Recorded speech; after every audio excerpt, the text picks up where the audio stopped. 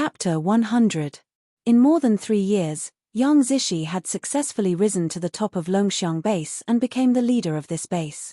And just 2 months ago, she had already successfully obtained the firearms in the military base outside B City with Yang Wu and a group of confidants through the detailed information in the system.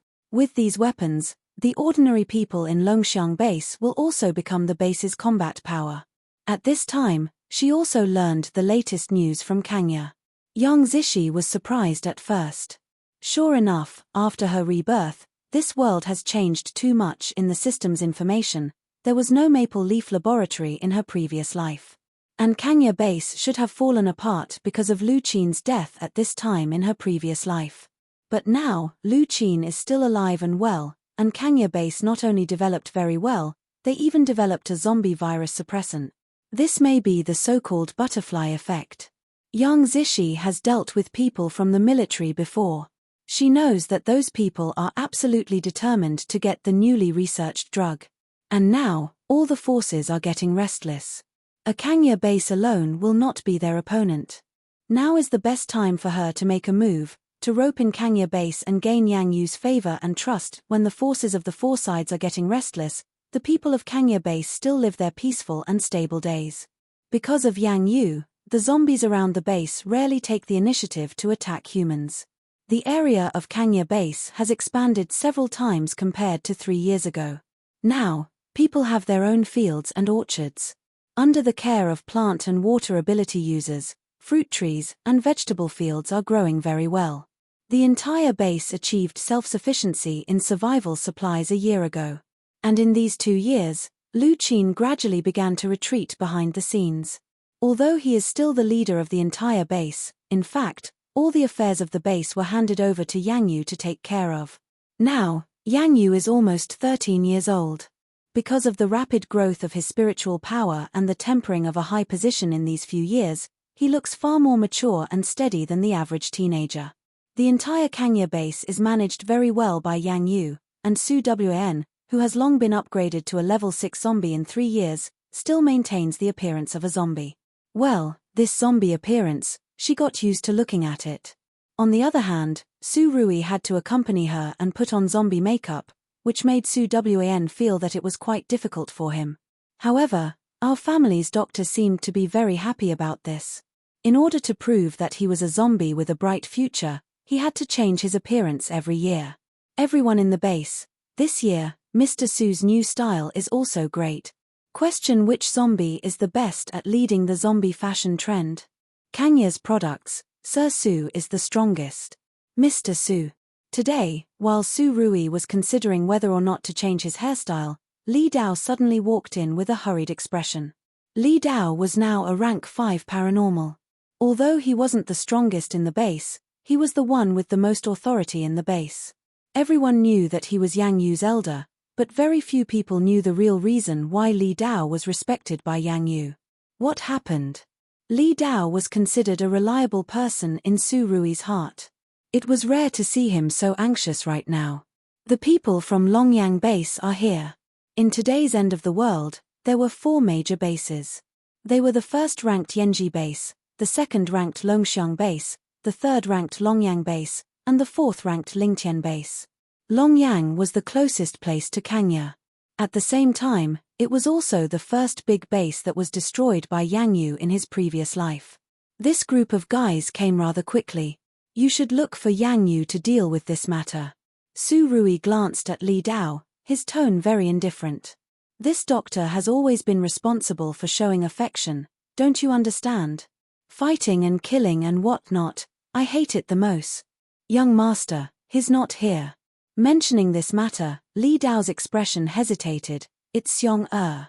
He called young master away not long ago. The 2 people haven't returned yet. Su Rui raised his eyes. Li Xiong had officially entered Su Rui's tutelage. These few years, while following Su Rui to cultivate, he also had to lead a group of zombies outside the base to fight. The little imp who was not yet 8 years old was already the little overlord among the tens of thousands of zombies outside the base. Speaking of which, Li Xiong was still young after all. It was normal for him to be a bit mischievous and playful. However, Yang knew that child's temperament was more or less tempered and would rarely mess around with little Li Xiong. Thinking of this, Su Rui couldn't help but turn his head to look at Su Wan. On weekdays, when she was idle, Su Wan would sit quietly in her room to absorb energy crystals. This kind of energy crystal was also the latest product of Maple Leaf Laboratory. Of course, it was still in the research stage. However, because Su Rui personally did the experiment, Mo Yin and Kai Yi were just assistants. Therefore, Su Wan was still very relieved to use this artificially synthesized energy crystal. The doctor's products must be the best.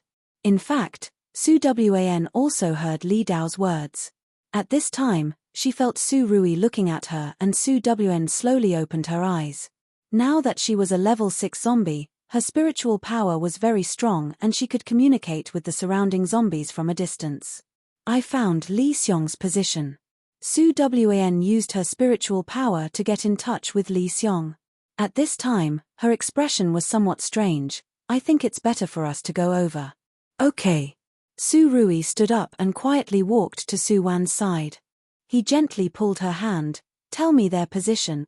Immediately, Li Dao watched helplessly as a dark whirlpool appeared behind Su Rui. The two people's bodies were sucked into the whirlpool and then disappeared. The legendary space teleportation. Li Dao couldn't help but think of the words that his son always said, "My master is very powerful. He's the most powerful in the whole world." In fact, all these years, Li Dao didn't see Su Rui make any moves or kill anyone. However, he still vaguely felt that this mysterious Sir Su was very strong. In the end, how strong was he? No one knew the answer to this. At least, Li Dao couldn't say what kind of ability user this Sir Su had. 80 kilometers away from Kangya Base, a space whirlpool appeared out of thin air. Su Rui pulled Su Wan and the two walked out side by side. Master's wife. Little Li Xiong was the first to rush over. Now that he was already a level 4 small zombie, he could already restore his human form. He looked no different from other 8 or 9-year-old children. What's going on? Su Rui always had a calm expression when facing Li Xiong. The so-called strict teacher produces a brilliant disciple. Our family's General Su was trained by a large group of insane iron-blooded instructors since he was young, so he has always been very strict with his disciples. Master's wife. Little Li Xiong's eyes turned, he raised his hand and grabbed the corner of Su Wan's clothes and then hid behind her. Master is a henpecked husband.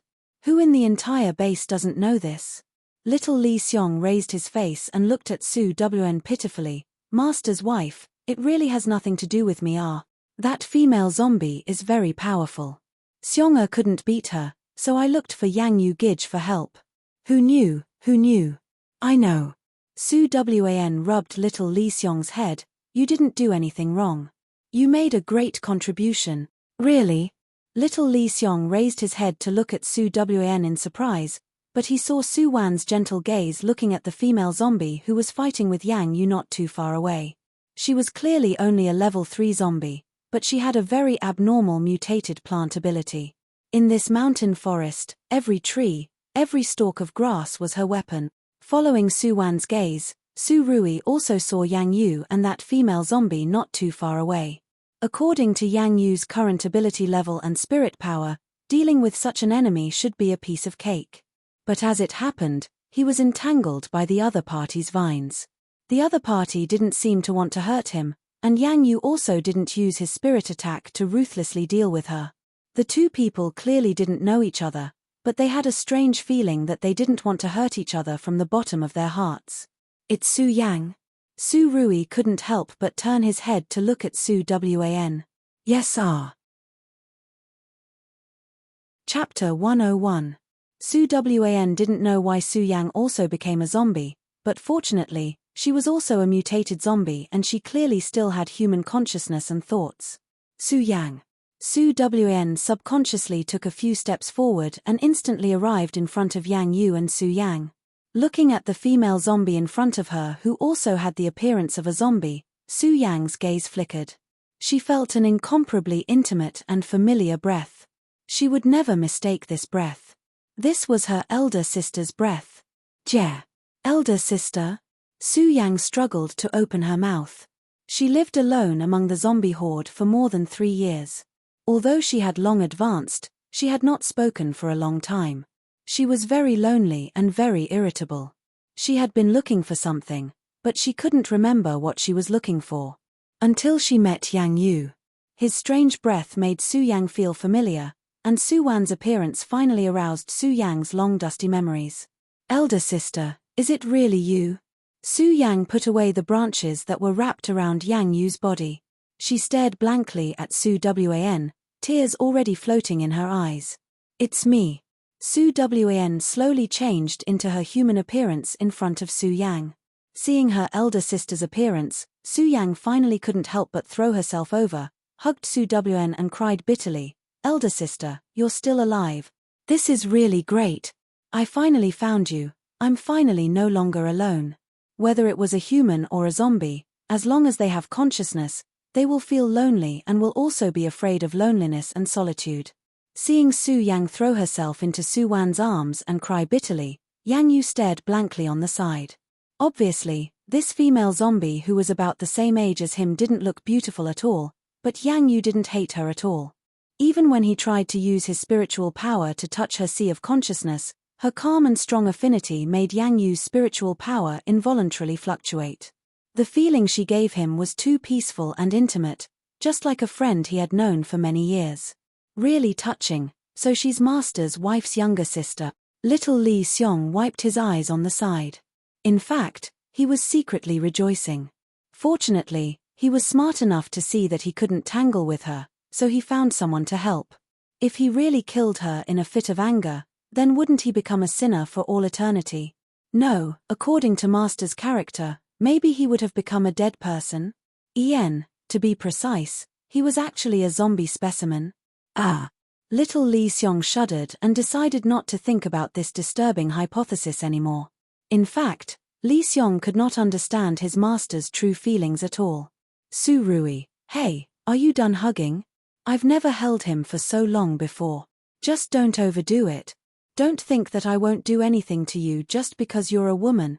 Anyone who appeared by Su Wan's side and could distract her attention, whether it was a human or a zombie, male or female, was an existence that Su Rui could not tolerate. In short, it was enough to have him by their family's Xiao Wan's side. General Su was worth 10,000, needless to say. Perhaps it was because Su Rui's gaze was too strange. Feeling his gaze, Su Yang, who always had good perception, immediately let go of Su Wan and then pulled Su Wan's hand, cautiously asking, "Sister, that person over there, he keeps looking at us. It feels so scary." Su Yang didn't know whether she should use human or zombie to describe Su Rui because he gave her a very strange feeling. From the outside, he looked like the same kind as her, but she could feel the human aura on his body. And even if Su Rui didn't wildly and dazzlingly release his coercion, Su Yang still felt Su Rui's danger. "He is." Su Wan paused. "He's your brother-in-law."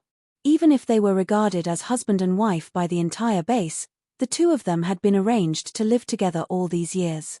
But in reality, the two of them only lived together normally, nothing more. At the beginning, Yang Yu kept calling brother-in-law, that was also misled by Su Rui. These few years, he was used to calling him that and no one corrected him. Therefore, this was actually Su Wan's first time acknowledging Su Rui's identity, and it was also in front of this body's younger sister. Sure enough, hearing Su Wan's words, Su Rui, who had been paying close attention to the two people, teleported in front of Su Yang. "Little sister, I'm Su Rui. You can call me brother-in-law. This is the first time we've met, please take care of me in the future." As he spoke, Su Rui also revealed an extremely sincere and charming smile to Su Yang. Brother-in-law's complexion changed so quickly. "Little sister accepts incompetence." Su Yang stared blankly for a good while, her heart had been tangled. This kind of brother-in-law doesn't seem reliable at all, right? But she really felt that he was strong. Su Yang was still very confident in her perception. Moreover, he didn't despise her sister's zombie identity and whatnot. Thinking about it, he might also be a good man. Thus, Su Yang very happily acknowledged a certain person's existence. "Hello brother-in-law, It's been hard on brother-in-law to take care of elder sister all these years. Elder sister, brother-in-law. At this time, Yang Yu, who had been ignored all this time, couldn't help but come forward again. He somewhat embarrassedly scratched his head and looked at Su Yang with clear eyes. So you're Su Yang Mai? My name is Yang Yu. I was adopted by elder sister and brother-in-law. Su Wan. What adoption? What's going on? How come she didn't know? There's also me. At this time, little Li Xiong also immediately jumped out to make his presence known. Hello, little martial aunt. I'm Li Xiong. I was also adopted by master and master's wife. Su Wan. Li Dao and his wife have already cried themselves unconscious in the toilet, okay? Su Yang. It turns out that elder sister and brother-in-law are so compassionate. It seems that you really can't judge a book by its cover. This brother-in-law is really much more reliable than that selfish Chu Fei Yang. There is a saying that birds of a feather flock together. Su Wan quietly pulled Su Rui's sleeves. Have Yang Yu and little Li Xiong been going to the laboratory recently? I think they've all been infected by Kai Yi, that idiot. Su Rui. In fact, the person who stayed with Li Xiong and Yang Yu the longest was Su Rui, but Su Rui would not admit his stupid cute nature. It's still okay to be cute, but it's absolutely impossible to be stupid. Cough cough. Su Rui straightened his face and immediately said in a low voice, Yang Yu, Longyan's people are coming over. They should be coming for the new type of medicine. You should go back and deal with them first. People from Longyang base? Yang Yu hadn't answered yet when Su Yang on the side couldn't help but ask, is it a team led by a fire ability user? You know them? Su Wan turned her head and looked at Su Yang with some doubt. More than just knowing them. Su Yang's gaze was somewhat fierce. I met them on the road a few days ago and was almost caught by them to be an experimental subject. In the past few years, with the mutation and upgrade of zombies, all the major bases began to openly and secretly conduct research on zombies, but there hasn't been any progress.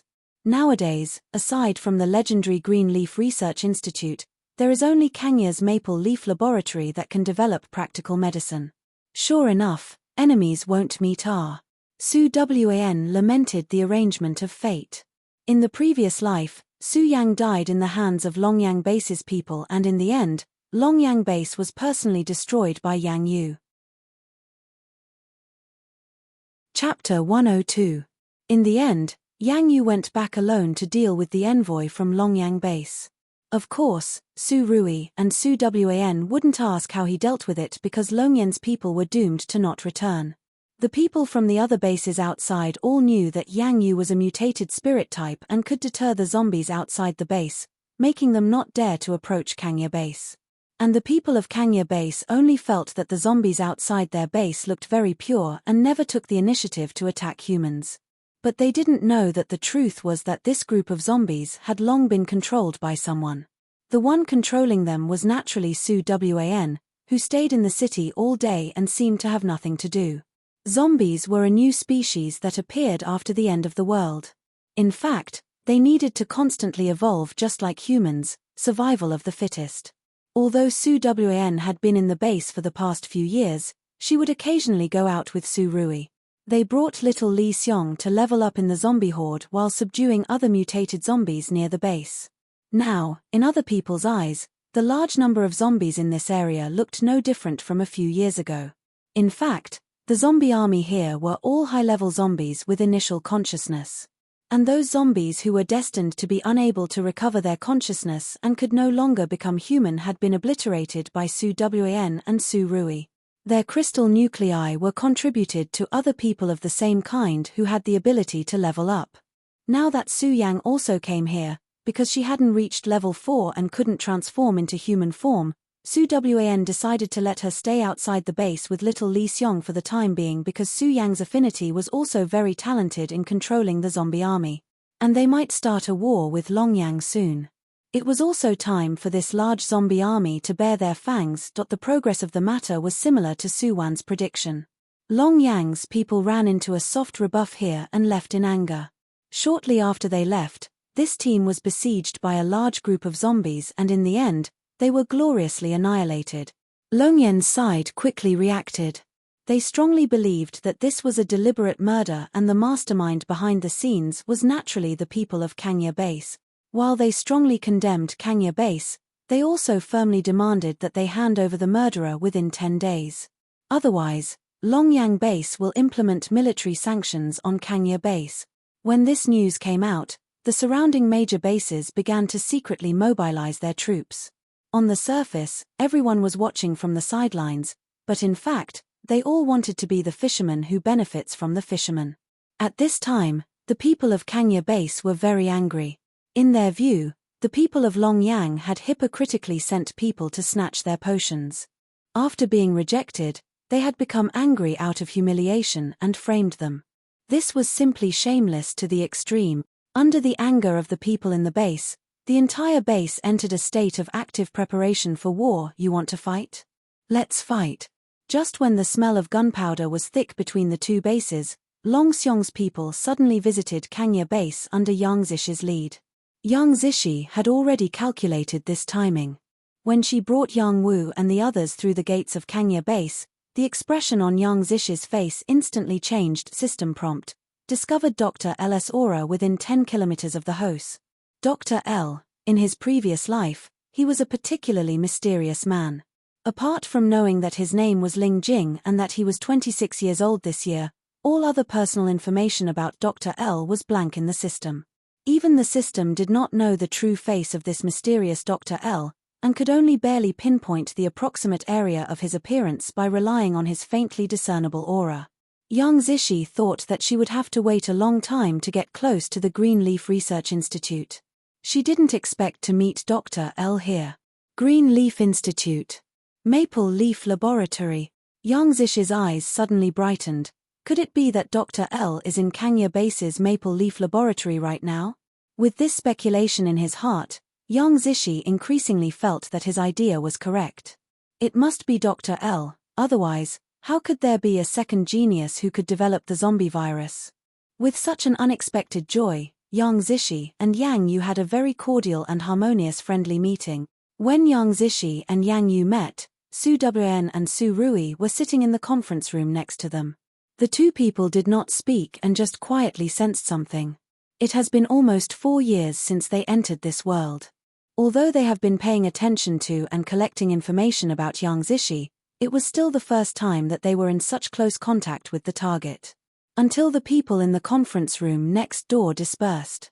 Su Wan recovered from her senses and deeply looked at Su Rui. Did you feel it? Su Rui nodded. In Yang Zishi's sea of consciousness, there is a spiritual fluctuation that doesn't belong to her. It should be the system that resides in her mind. It's similar to artificial intelligence, but in fact, it should be regarded as a kind of parasitic spiritual body. I feel that its fluctuations are very large right now and its spiritual strength is slightly weaker than mine. However, if I rashly make a move, I'm not sure if I can destroy it in one go. I know. Su Wen nodded. According to the information we currently have in our hands, Yang Zishi has healing and space dual abilities, but in fact, she only has the healing opportunity that she snatched from the original female lead. The so-called space actually doesn't exist. The space she uses is her system space. This space can not only store materials and produce food, but it can even store living creatures.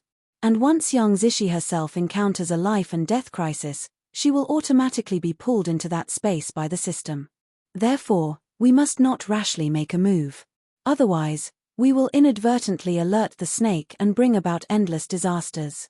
System space. Spiritual lodging. Su Rui was silent for a moment. Xiao Wen, according to our mission prompt, this system is rejected by the laws of this world, and it resides in Yang Zishi's sea of consciousness, forcing her to complete various tasks. These should be the basis for its recovery of spiritual power to fight against the laws of the world. I just noticed that the spiritual fluctuations of Yang Zishi and that system have been in a very excited state. I guess they must have some other task in Kangya Base this time. Hearing Su Rui's words, Su Wan's eyes suddenly brightened. You want to destroy her task? That's right. Su Rui nodded. The system in her sea of consciousness can't discover my spiritual power for the time being. I will always monitor their movements and find out the real purpose of their visit this time. Young Zishi, who left the conference room, didn't know that she was already being monitored by Su Rui. She excitedly brought Yang Wu and another female ability user that she had carefully cultivated and toured the scenery of the entire Kangya base together with Yang Yu's company. When they passed by the Maple Leaf Laboratory, Yang Zishi specially stopped for a few seconds. She probingly asked Yang Yu if she wanted to meet the legendary great scientist. Unfortunately, this idea was rejected by Yang Yu on the grounds that the other party was currently doing experiments. However, Yang Zishi was not discouraged. She found an opportunity and left with Yang Wu alone, leaving the female ability user who was about the same age as Yang Yu to stay behind alone. Although Yang Yu was young, he was very good at observing people's words and body language. Seeing the little girl's flushed face beside him and Yang Zishi's nimble leaving figure, Yang Yu's complexion slightly sank. Beauty trap and whatnot, only she could think of it. After leaving Yang Yu's line of sight, Yang Zishi relaxed and brought Yang Wu to the outside of the Maple Leaf Laboratory. This was the most heavily guarded place in Kangya Base. At this time, they could only watch from afar. "Miss, is it really alright to leave Liu Yu alone by Yang Yu's side?" Yang Wu was still worried about Liu Yu's matter and did not notice Yang Zishi's sparkling eyes staring at the laboratory. Liu Yu was that female plant ability user. She was found by Yang Zishi 2 years ago and carefully cultivated. Now, she was only 13 years old but was already a level 4 ability user. At first, Yang Wu did not know the real purpose of Yang Zishi's cultivation of Liu Yu. Until this time, on the way to Kangya Base, he accidentally heard Yang Zishi instructing Liu Yu. Yang Wu then knew that Yang Zishi carefully cultivated Liu Yu in order to give her to Yang Yu. This made Yang Wu's heart very uncomfortable. He didn't know when it started, but eldest miss had already become so unscrupulous.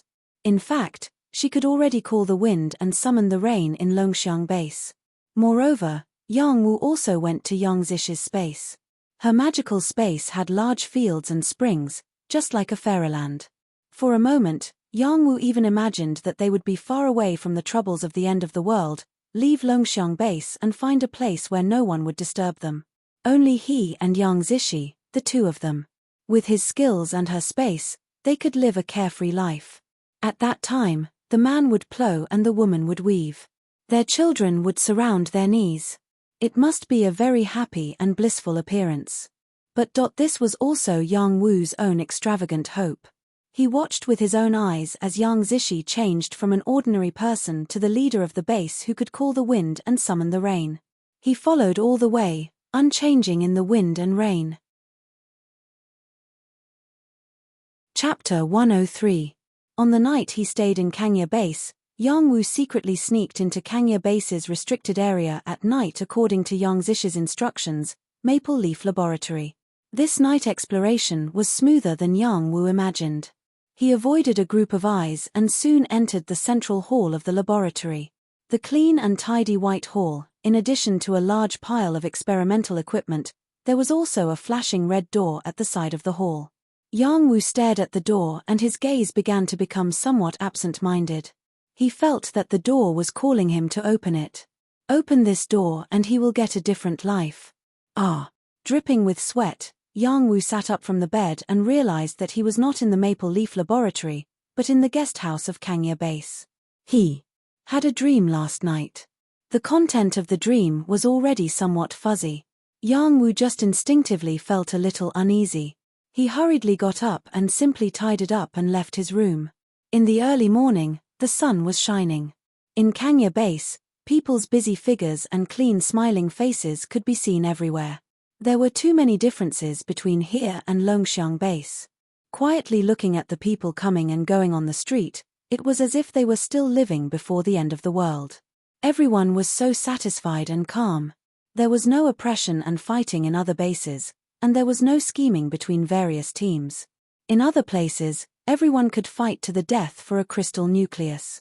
But here, many crystal nuclei were casually thrown around by the children on the street as if they were toys. This does not mean that Kangya Base has an excessive wealth of crystal nuclei.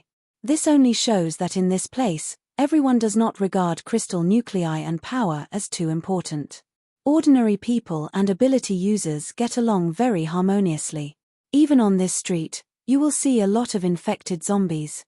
They also live like ordinary people and did not receive any rejection or contempt. Isn't this the place I always hoped to live in? Yang Wu's gaze was somewhat absent-minded. When he returned to his senses, he noticed that the street had become very crowded and lively. And in the middle of a large group of people, there were 2 zombies, one male and one female. This should be the legendary Yang Yu's sister and brother-in-law, Miss Yang, Mr. Su. These 2 zombies were now very famous in the end of the world.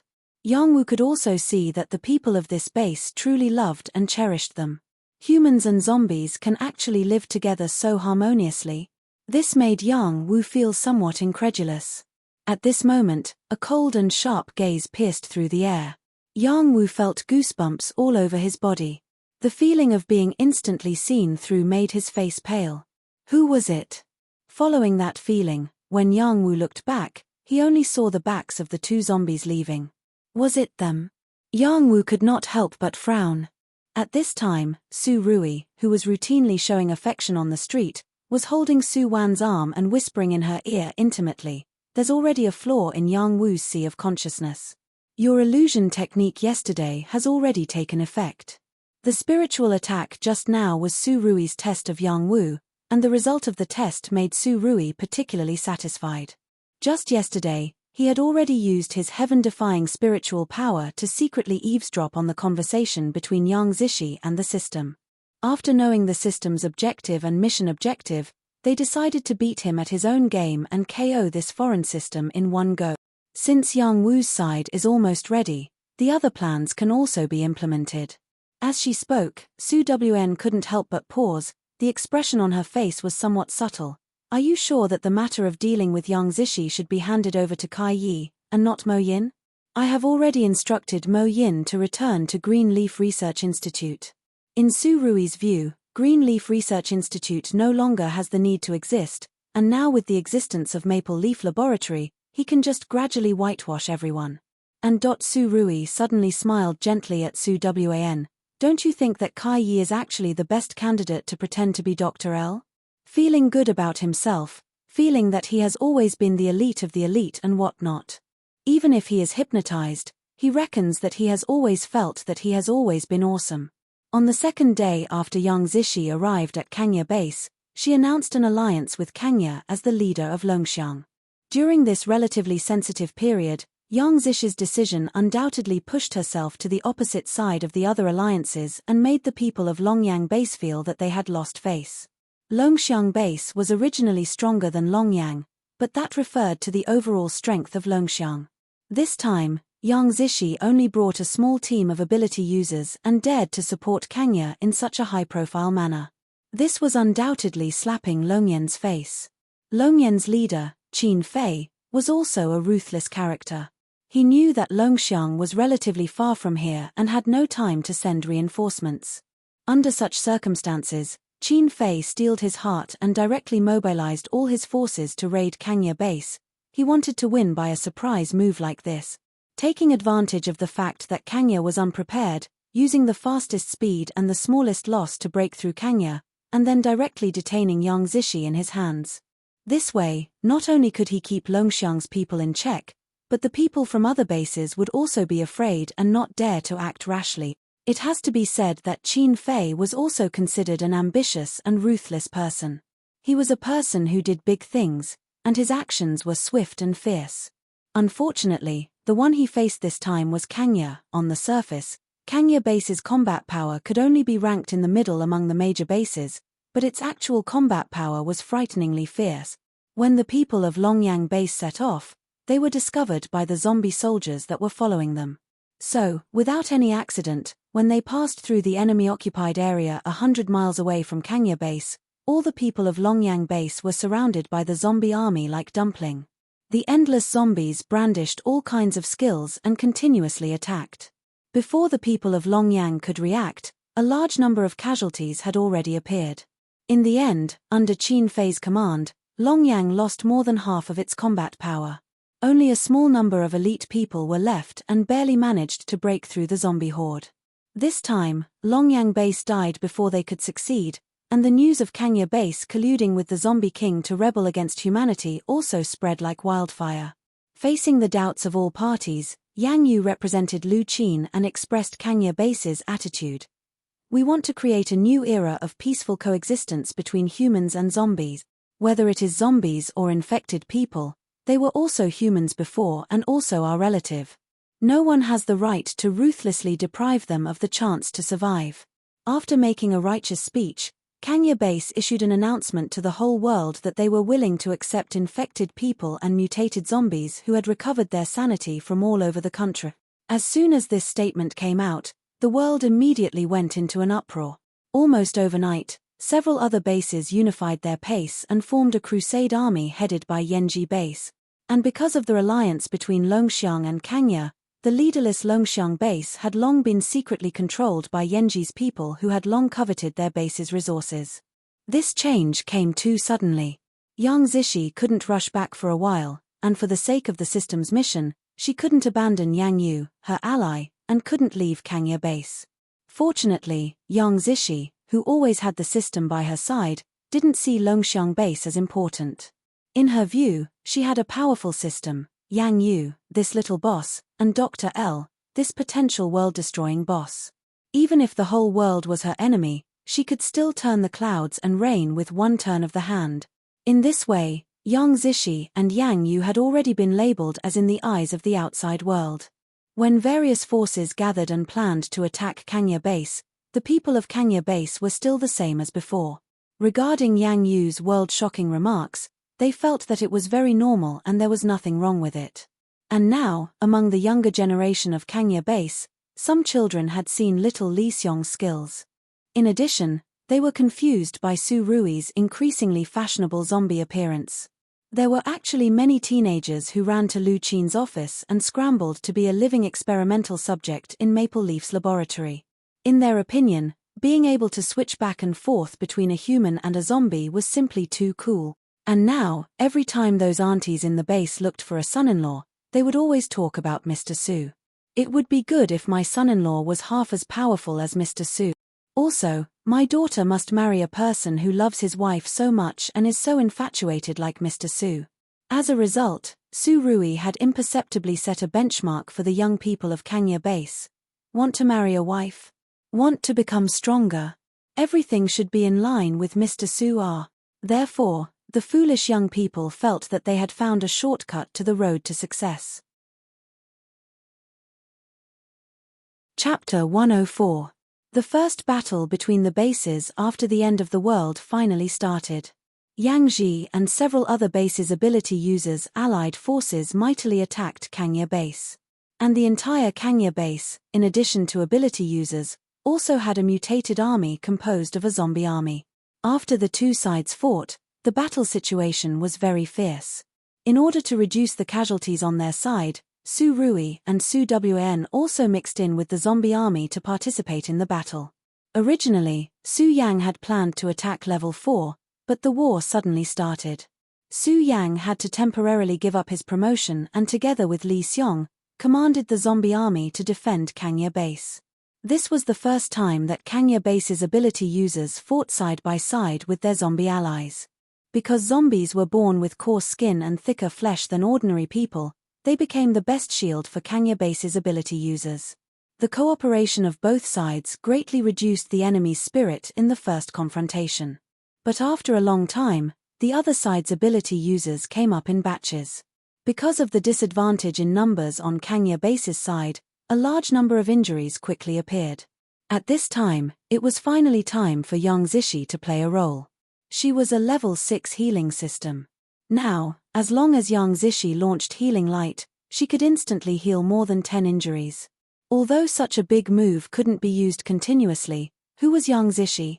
A strong woman with a space system R. Seeing Yang Yu's side showing weakness, Yang Zishi hesitated and took out her space spring water. She mixed the space spring water with the healing effect with other medicines and gave it to the injured ability users. Although this also required a certain amount of system points to exchange, Yang Zishi felt that it was still worth it. At least after she tried her best to help, Yang Yu's gaze finally had a friendly temperature, and he also took the initiative to ask her to go with him to the laboratory to meet the legendary scientists. When Yang Zishi first saw Kai Yi, he was busy in the laboratory alone. White lab coat, short black hair, handsome and indifferent appearance. Everything looked similar to how she had imagined Dr. L to look. At this time, Kai Yi was concentrating on the experiment and did not notice the arrival of Yang Yu and Yang Zishi. When he finished the experiment and raised his head, only then did he notice Yang Yu's figure and the smiling Yang Zishi beside him. Leader Yang, this is Dr. Kai. Professor Kai, this is our ally, Chief Yang. Yang Yu formally introduced Yang Zishi's identity to Kai Yi. Kai Yi immediately remembered the task that Su Rui gave him. His face turned cold and imitated Su Rui's previous appearance in the laboratory. He carelessly made an en sound, then lowered his eyes again, assumed an aloof posture, and seriously looked at an experiment report on the table. At this moment, the three people's hearts were in a mess. Yang Zishi, Dr. L is really cold. Yang Yu, keep pretending, keep pretending. Kai Yi, Lun is indeed a genius at acting. Well, there's nothing in this world that can stump me. Cosplay and whatnot, it can't get any easier. After confirming the identity of Dr. L in the laboratory, in addition to treating the wounded every day, Yang Zishi had another task every day, which was to go to the laboratory at a fixed time every day to make his presence known. Yang Zishi, Doctor, this is today's lunch. Kai Yi, yes. Yang Zishi, Doctor, can I use this potion?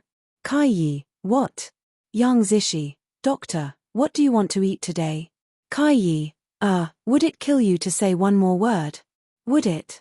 Yang Zishi felt that it was very difficult to increase Dr. L's favorability. It was tiring and he didn't like it. And at this time, Kai Yi's heart was actually collapsing. To disguise a chatterbox as someone who cherishes words like gold, this was simply more stifling than running on a single plank bridge in the laboratory. On the 10th day of the battle, the Ability Alliance's army finally began to retreat in defeat. At this time, the ability users of Kangya base led by Li Dao and Yang Wu naturally pursued the victory, but in the process of pursuing, they encountered an ambush by the other party. Fortunately, there was the timely rescue of the zombie army led by Su Yang. And in this arduous battle, Su Yang also broke through for the first time in battle and was promoted to level 4. Watching the female zombie in front of him gradually change into a delicate and pretty girl, Yang Wu's eyes couldn't hide the deep shock in them. Even though Su Yang had changed a lot from a few years ago, Yang Wu still recognized at a glance that this zombie girl in front of him was Su Wan's younger sister. Su Yang. At sunset, Li Dao and Yang Wu finally rushed back to Kangya base with their injured companions, and Su Yang, who had recovered her human form, also followed them into the base. In the past, Su Yang lived in Kangya base for a period of time. Now that a few years have passed in a flash, a lot of changes have taken place here. The people she was familiar with in the past also left and died. Now, only Xiao Lin Gij was still living in Kangya base. Su Yang heard Li Dao mention him before. The hot-blooded youth who followed behind Chu Feiyang back then was now married and had children in the base, living a very happy life. When Su Yang went to visit her old friend, the injured Yang Wu did not follow everyone to the logistics department to heal his injuries. He walked alone on the quiet street, his gaze complicated and deep. Yang Wu. A crisp voice suddenly sounded in Yang Wu's ear. He abruptly raised his head and saw a familiar face, indifferently smiling at him. Su Wan. Yang Zishi knew that Yang Wu was already resting when he was injured. She quietly came to the outside of Yang Wu's room. The window of the room was open. From the open window, she could see Yang Wu sitting at the table helping himself bandage his wounds. Yang Zishi's gaze sank and she immediately pushed the door and walked in. Why didn't you tell me when you were injured? With a trace of displeasure in her tone, Yang Zishi forcefully grabbed the bandage in Yang Wu's hand and a healing light fell on Yang Wu's body. The wounds on his body immediately healed at a speed visible to the naked eye. They are all small injuries. I don't want you to consume your ability because of me. Yang Wu lowered his eyes and his tone was as low as usual. How can treating you be a waste? Yang Zishi blurted out with some dissatisfaction. She froze for a moment as soon as the words came out. When Yang Wu, who was sitting on the side, heard Yang Zishi's words, His expression slightly changed. "Miss, I saw Su Yang today. Who are you talking about?" Yang Zishi froze for a moment when she heard Yang Wu's words and asked in disbelief. "Su Yang, Su Wan's younger sister." "No, impossible. She's already dead, how could?" It wasn't that Yang Zishi didn't trust Yang Wu, but didn't the system determine that Su Yang was already dead? She didn't die, she just turned into a zombie. Now, she's already a level 4 mutated zombie, Yang Wu stated in a low voice. How could the system make a mistake? Yang Zishi suddenly felt a stab of pain in her head because this was the first time she questioned the system. The system in her mind immediately began to attack Yang Zishi's sea of consciousness, giving her a warning and punishment. Miss, what's wrong?" Seeing Yang Zishi suddenly holding her head with a pained expression, Yang Wu suddenly remembered that he met Su Wen last night and the words she told him. "Is it the system? Did the system you're bound to do something to you?" Yang Wu nervously held Yang Zishi in his arms and shouted at the air, "I don't care what system you are, hurry up and get out of Mrs. Sea of Consciousness." Ding! Right at this time, the cold mechanical voice of the system suddenly sounded in Yang Zishi's mind again. Hidden mission triggered. In order to ensure the safety of the system and the host, please erase the insider, Yang Wu. This mission must be completed and the time limit is 3 days. If the host is unable to complete the mission within the specified time, the host's soul will be erased. No, don't. Yang Zishi only felt the pain in her head getting more and more severe. In the blink of an eye, she fainted in Yang Wu's arms. At this time, Su Wan and Su Rui quietly stood side by side outside the door. As you guessed, that foreign system is very afraid of others knowing its identity. Right now, it has issued a mission to Yang Zishi to kill Yang Wu. Speaking to here, Su Rui paused and then lowered his voice. "I just felt that the so-called system's spiritual body is a lot weaker than a few days ago. After punishing Yang Zishi today, it seems to have fallen into a dormant state. I reckon that it will restart in 3 days. At that time, if Yang Zishi completes the mission, she can naturally replenish its energy. If Yang Zishi is unwilling to kill Yang Wu, then this spiritual body won't have enough energy and there's nothing to worry about in the future." Hearing Su Rui's words, Su Wan was silent for a long time. That foreign self-proclaimed system's spiritual body needs to rely on a powerful soul to absorb the world's spiritual power. And the way it absorbs spiritual power is through issuing missions and letting the host complete the mission for it. When the mission is completed, it will absorb a certain amount of spiritual power from the world. Now, because the system knew that Su Yang was still alive, its spiritual power became unstable. And because of Yang Zishi's suspicions and Yang Wu's discovery, it overdrew its spiritual power and fell into a dormant state. Now was the best time to get rid of the system. Of course, if they want to kill the system now, they must kill the system host Yang Zishi together. Su Wan silently walked to Yang Wu's room step by step. Right now, she and Su Rui did not disguise themselves. Seeing the two people appear at the same time, Yang Wu subconsciously hugged the unconscious Yang Zishi in his arms. "Get out of the way. I don't want to kill you." Su Wan's tone was very cold and her eyes did not have any human warmth. "Heh." Yang Wu just smiled. "In that dream, in my previous life, I already lost her once and also died once." As he spoke, Yang Wu gently raised his face and looked at Su Wan. "I know you guys hid your strength. Of course, even if you didn't hide your strength, it doesn't matter. I won't resist. Kill me. In this life, at least I want to die together with her." Everything in his previous life, Yang Wu had already experienced it once in Su Wan's dream. In his previous life, Yang Wu, who lost Yang Zishi, forced himself to become stronger. He looked for opportunities to find Chu Feiyang again and again to take revenge. Unfortunately, as a supporting role, he never had the strength and luck to overthrow the protagonist. The Yang Zishi of this life, because of the appearance of the system, was like a completely different person. But Yang Wu couldn't give up on her, just like he couldn't not love her. Dying together, for him, might be the best ending. "Then you guys will die together." Su Wan's voice was still as cold as ice. Her fingers suddenly grew 10 sharp as a knife and went straight for the hearts of the two people. When Yang Zishi woke up, it was already noon of the next day. She held her head that still hurt a little and suddenly remembered the task that the system left before she fainted yesterday. Kill Young-woo? No, I can't do that. Over the years, in order not to be obliterated by the system, it's not that Yang Zishi didn't do things that went against her conscience, but Yang Zishi couldn't help but contact the system in her heart, but no matter how she called out, the system refused to give her a response. She could only check all her current tasks on the system panel. Seeing the line of glittering characters on the mainline task, Yang Zishi's eyes suddenly lit up. Right, Dr. L. As long as I attack Dr. L and complete the mainline task, I can get a lot of points. At that time, I can discuss conditions with the system. Thinking of this, Yang Zishi immediately got up from the bed, simply packed up, and she went straight to Maple Leaf's laboratory. Su Rui, who had been locking his spiritual power on Yang Zishi, took back his spiritual power when Yang Zishi went to find Kai Yi. Last night, they had the opportunity to directly kill Yang Zishi, but Su Wan didn't kill her. Su Rui never felt that Su Wan was a soft-hearted woman, but the word love was the wound in her heart and also her weakness. Obviously, Yang Wu's infatuation successfully hit Su Wan's heart.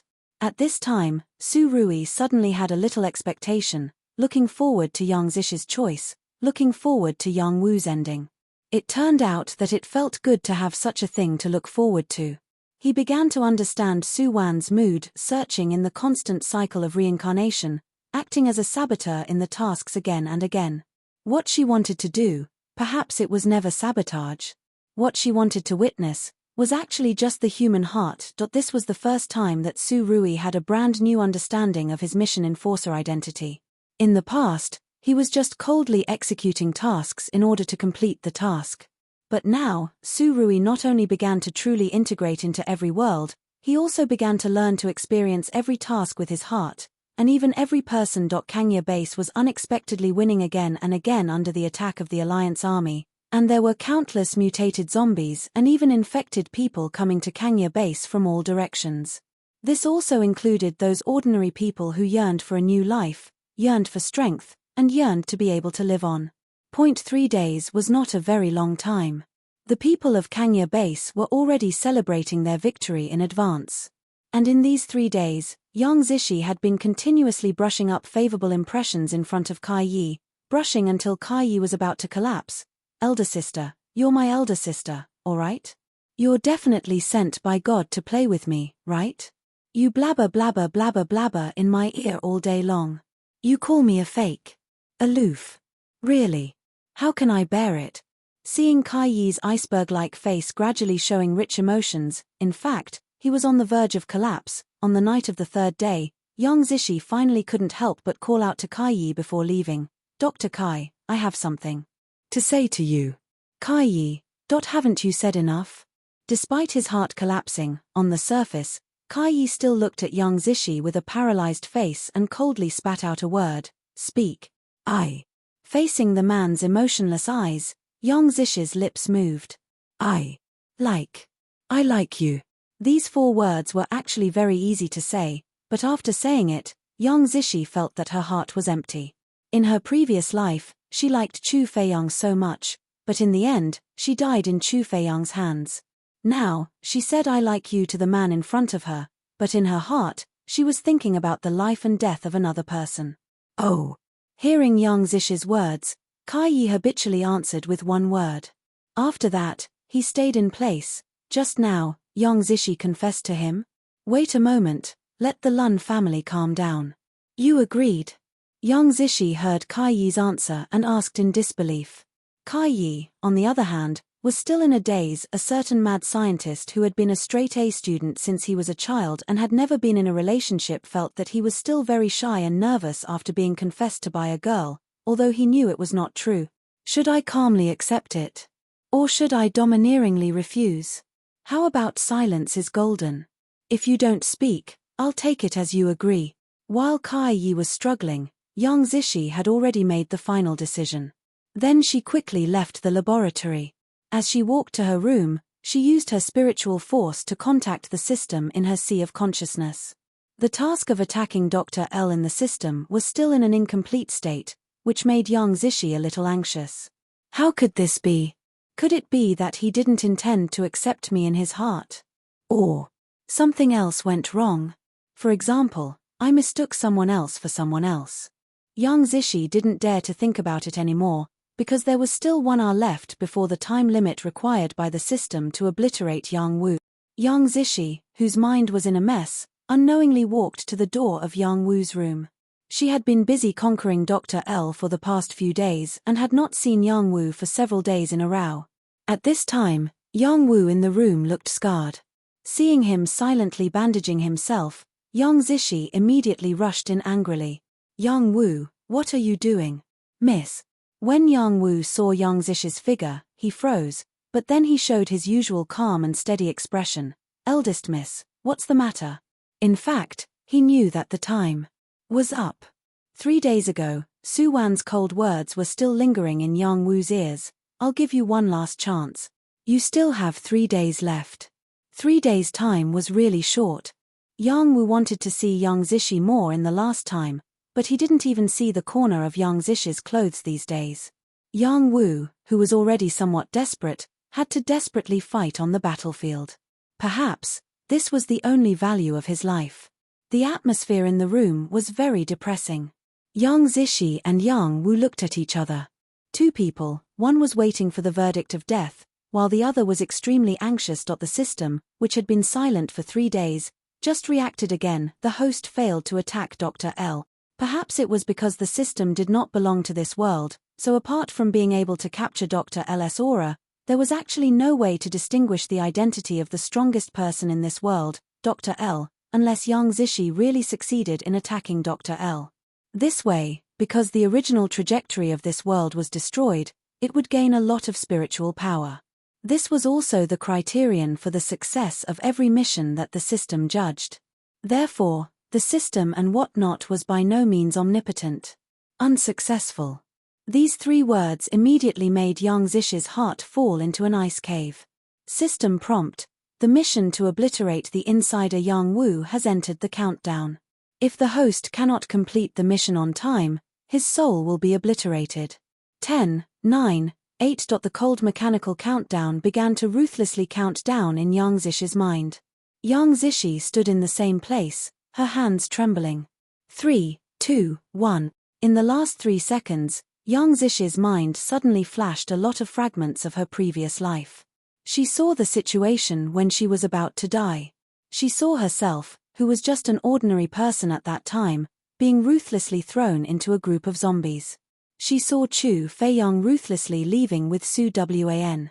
Then she saw her body being ruthlessly and fiercely torn apart by the zombies. Right now, she was full of bitter hatred and could not feel any pain. At this time, she saw a familiar figure madly rushing over.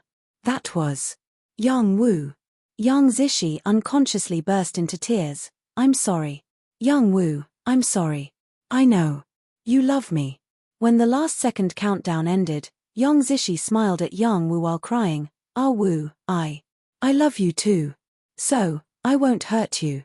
Even if I die, I won't. In this last second, Young Zishi suddenly discovered that her rebirth was meaningless. She did not cherish the person that she should cherish the most, did not grasp the feelings that she should grasp the most, the so-called revenge, the so-called power. Everything was just an obsession. For those illusory things, she gave up the feelings that she could easily obtain. If there was no this so-called female supporting reversal system, if she was simply reborn, together with Yang Wu, living a stable life in the end of the world, that would also be a kind of happiness. So what if she was the female lead? So what if she's a female supporting? Everyone has the right to freely control their own life and not be like her right now, being controlled by an ice-cold machine to do some things against her will. The so-called system was originally a machine. How could it understand human feelings? Just as Young Zishi was waiting in despair to be obliterated by the system, an ice-cold female voice suddenly rang in her ears. Concentrate your spiritual power and attack the system in your sea of consciousness. Young Zishi, as long as you still have the conviction to live and the determination to be together with Yang Wu, you can defeat it. Defeat it. From now on, dominate your own life. Become the true protagonist of your own life. Young Zishi already had no time to identify who the owner of the voice was. She began to concentrate her spiritual power. As a level 6 ability user, her spiritual power was very strong. Right at this time, Yang Wu on the side also abruptly clenched Yang Zishi's hand. Through his warm palm, there was a steady flow of spiritual power entering Yang Zishi's body. Su Wan and Su Rui silently stood at the door of the room and watched as a grayish-white spiritual body was squeezed out of Yang Zishi's body. Su Rui sneered and his overwhelming spiritual power enveloped the spiritual body in an instant. Before a certain system could finish its last words, it was already destroyed by Su Rui's attack. A system that lost its host, sure enough, couldn't withstand a single blow. The moment that external system was destroyed, Su Wan's mind had already received the notification of the completion of the mission. The bug has been destroyed. The mission user can choose to leave the mission world at any time. This mission that seemed very difficult was actually completed so easily. This was something that Su Wan didn't even dare to think about when she just entered the mission world 4 years ago. If there was no Yang Wu, if Yang Zishi didn't choose to give up on the system, then based on their current strength, although Su Wan and Su Rui could win against Yang Zishi, once Yang Zishi hides in the system space and doesn't come out for 8 to 10 years, their mission will still fail. As the saying goes, the plans of the heavens are inferior to the plans of man. No matter how sophisticated the instrument is, it will never be able to calculate human feelings. In the end, Su Wan still chose to stay in the mission world. She still had 6 years. She wanted to use these 6 years to accompany Su Rui and complete his mission. Together, they watched the people who wandered from place to place in the end of the world live happily in the new era. In 6 years, Kangya Base has become the largest base in the human world. With the arrival of the new era, the whole world no longer has those zombies that bite people everywhere. Now, all that is left are new humans. They all have their own consciousness and thoughts. Although they still can only rely on energy cores to absorb nutrients and energy, other than that, these new humans are no different from other humans. So much so that the number of new humans in the whole world is far greater than ordinary humans. Greenleaf Research Institute eventually disappeared in the long river of history. Not many people still remembered the Dr. L who once made people pale at the mention of his name. In the New World, the publicly recognized number 1 laboratory was called the Maple Leaf Laboratory. Walking on the streets of the New World's capital, you can see 2 statues side by side in the distance. That was a statue that belonged to Yang Yu and Li Xiong. They created a new era and also obtained their own love and new life. How does it feel to be an unknown hero? Su Wan and Su Rui slowly walked on the long street. At this time, the sky was blue and there were landscape trees that were as tall as a person growing on both sides of the street. 10 years after the end of the world, these common things in other worlds made people feel so precious and happy here. Unknown hero. No one knew that all the new drugs to suppress the virus, even the preparation to develop the human body's potential, the new energy cores and other high-tech things, were all from the hands of Dr. L. Dr. L. He will be written into the history books as a sinner of history. I have been to another end of the world before. Hearing Su Wan's words, Su Rui subconsciously tightened his grip on her hand. There's killing and plundering everywhere. Xiao Wan, I've been very happy here for the past 10 years. I feel like I've found something that I lost before. Every adult was once a child. And every child was once innocent and flawless. I also. Su Wan raised her head and smiled at Su Rui.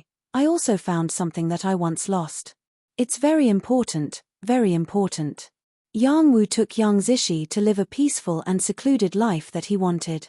In fact, after her rebirth, if Yang Zishi did not get the female supporting system, perhaps she would have already followed Yang Wu to live a peaceful life. The existence of the system aroused the desire and obsession in her heart, making her ignore the people around her. Fortunately, at the last moment, Yang Zishi was able to suddenly wake up.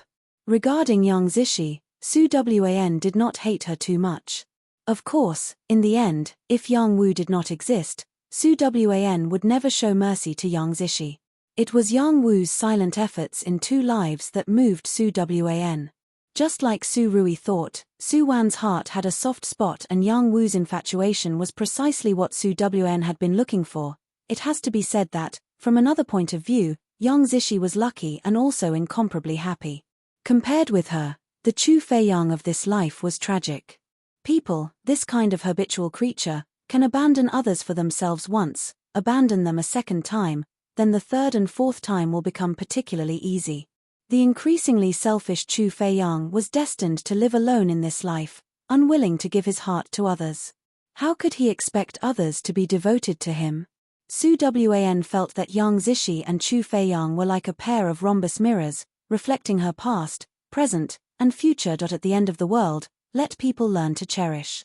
This world also let Su Wan find back the confidence that she had lost. The 10-year time limit had already unknowingly approached. When the countdown ends, Su Wan and Su Rui will be forced to leave this world. Feeling her soul being pulled out of her body, Su Wan still looked at Su Rui with a gentle gaze. Su Rui, I will be in the next world. Waiting for you. I will wait for you. Chapter 105.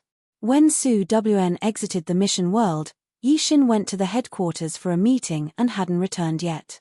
Checking her newly obtained 50,000 points on the communicator, Su Wan subconsciously adjusted the Lost Spaces mission list. In the past, she would stare at a certain name at the top of the shop in a daze. Today, she took a look as usual. Buried heart key. Disposable item, only used to open the buried heart box. A disposable item with a ridiculously high price. In the past, Su Wan had always taken this kind of thing as her goal. Something as precious as the buried heart key was called the buried heart box. In the entire lost time space, only one person used this expensive luxury that made ordinary people flinch. That person was Shu Ce. My heart isn't here, so I won't love and won't hurt. Su Wan still remembered that day when Shu Ce pointed at his heart and said this to her with a calm expression. No heart, so there won't be love. No heart, so there won't be pain. Su Wan sighed and gently stroked her chest. Once upon a time, she thought that she no longer had a heart and had already forgotten how to love. This might be the difference between her and Shu Ce. He treated himself as a cold machine, even his heart could be sealed. Su Wan couldn't be as ruthless as him from beginning to end. Lost Space, Time-Space Headquarters. When Yixin came out of the conference room, she saw the unforgettable figure. He stood straight in front of the window, the sunlight outside scattered on his shoulders. Between the light and shadow, his elegant and otherworldly appearance seemed to be plated with a faint glimmer. Department Head Shu. Yixin hesitated but still went forward to greet Shu Ce. Shu Ce looked down at Yixin and smiled warmly. He was always so gentle and elegant, making people unable to see his true emotions. You're waiting for me? Yixin was actually a bit uncertain, but there was no one in the conference room now. Because she was newly appointed, she was left behind to say a few words. By the time she came out, the others had already left. Hearing Yixin's question, Shu Ce nodded lightly. This made Yixin a bit surprised, but then she thought of something. Do you have something to ask me? About? Su Wan? Su Wan, Shu Ce's eyes narrowed. How is she recently? Although it was just a simple question, Shu Ce seemed to have made up his mind. It had been a very, very long time since he had been so conflicted. This feeling seems to be conflicted. After abandoning the 7 emotions and 6 desires for too long, he felt more like a robot, unable to truly understand the feelings of a human. However, he still cared a little. Back then, the woman who had wanted to perish together with him. As expected, hearing Shu Ce's question, Yixin immediately narrowed her eyes and smiled. Su Wan is doing very well. Recently, she has been working very hard. Maybe one day, she will surpass me. At that time, when she comes to the headquarters for a meeting, Department Head Shu, you can personally ask about her recent situation. Although they were in the same space-time, they didn't have any interaction because all the departments in the lost space-time were separated. Seeing Su Wan again, when Shu Ce heard Yixin's words, he smiled faintly as usual. Department Head Yi, don't belittle yourself. And, I think, it won't be long before she and I will soon meet again. Hearing Shu Ce's answer, Yixin was also stunned. Only then did she suddenly remember that the headquarters triennial cross-department test was about to begin. 3 years ago, Su Wan hadn't come here yet. Now, as the second-in-command of the plane destroyer, in this year's cross-department test, Su Wan must attend, and Shu Ce will definitely appear.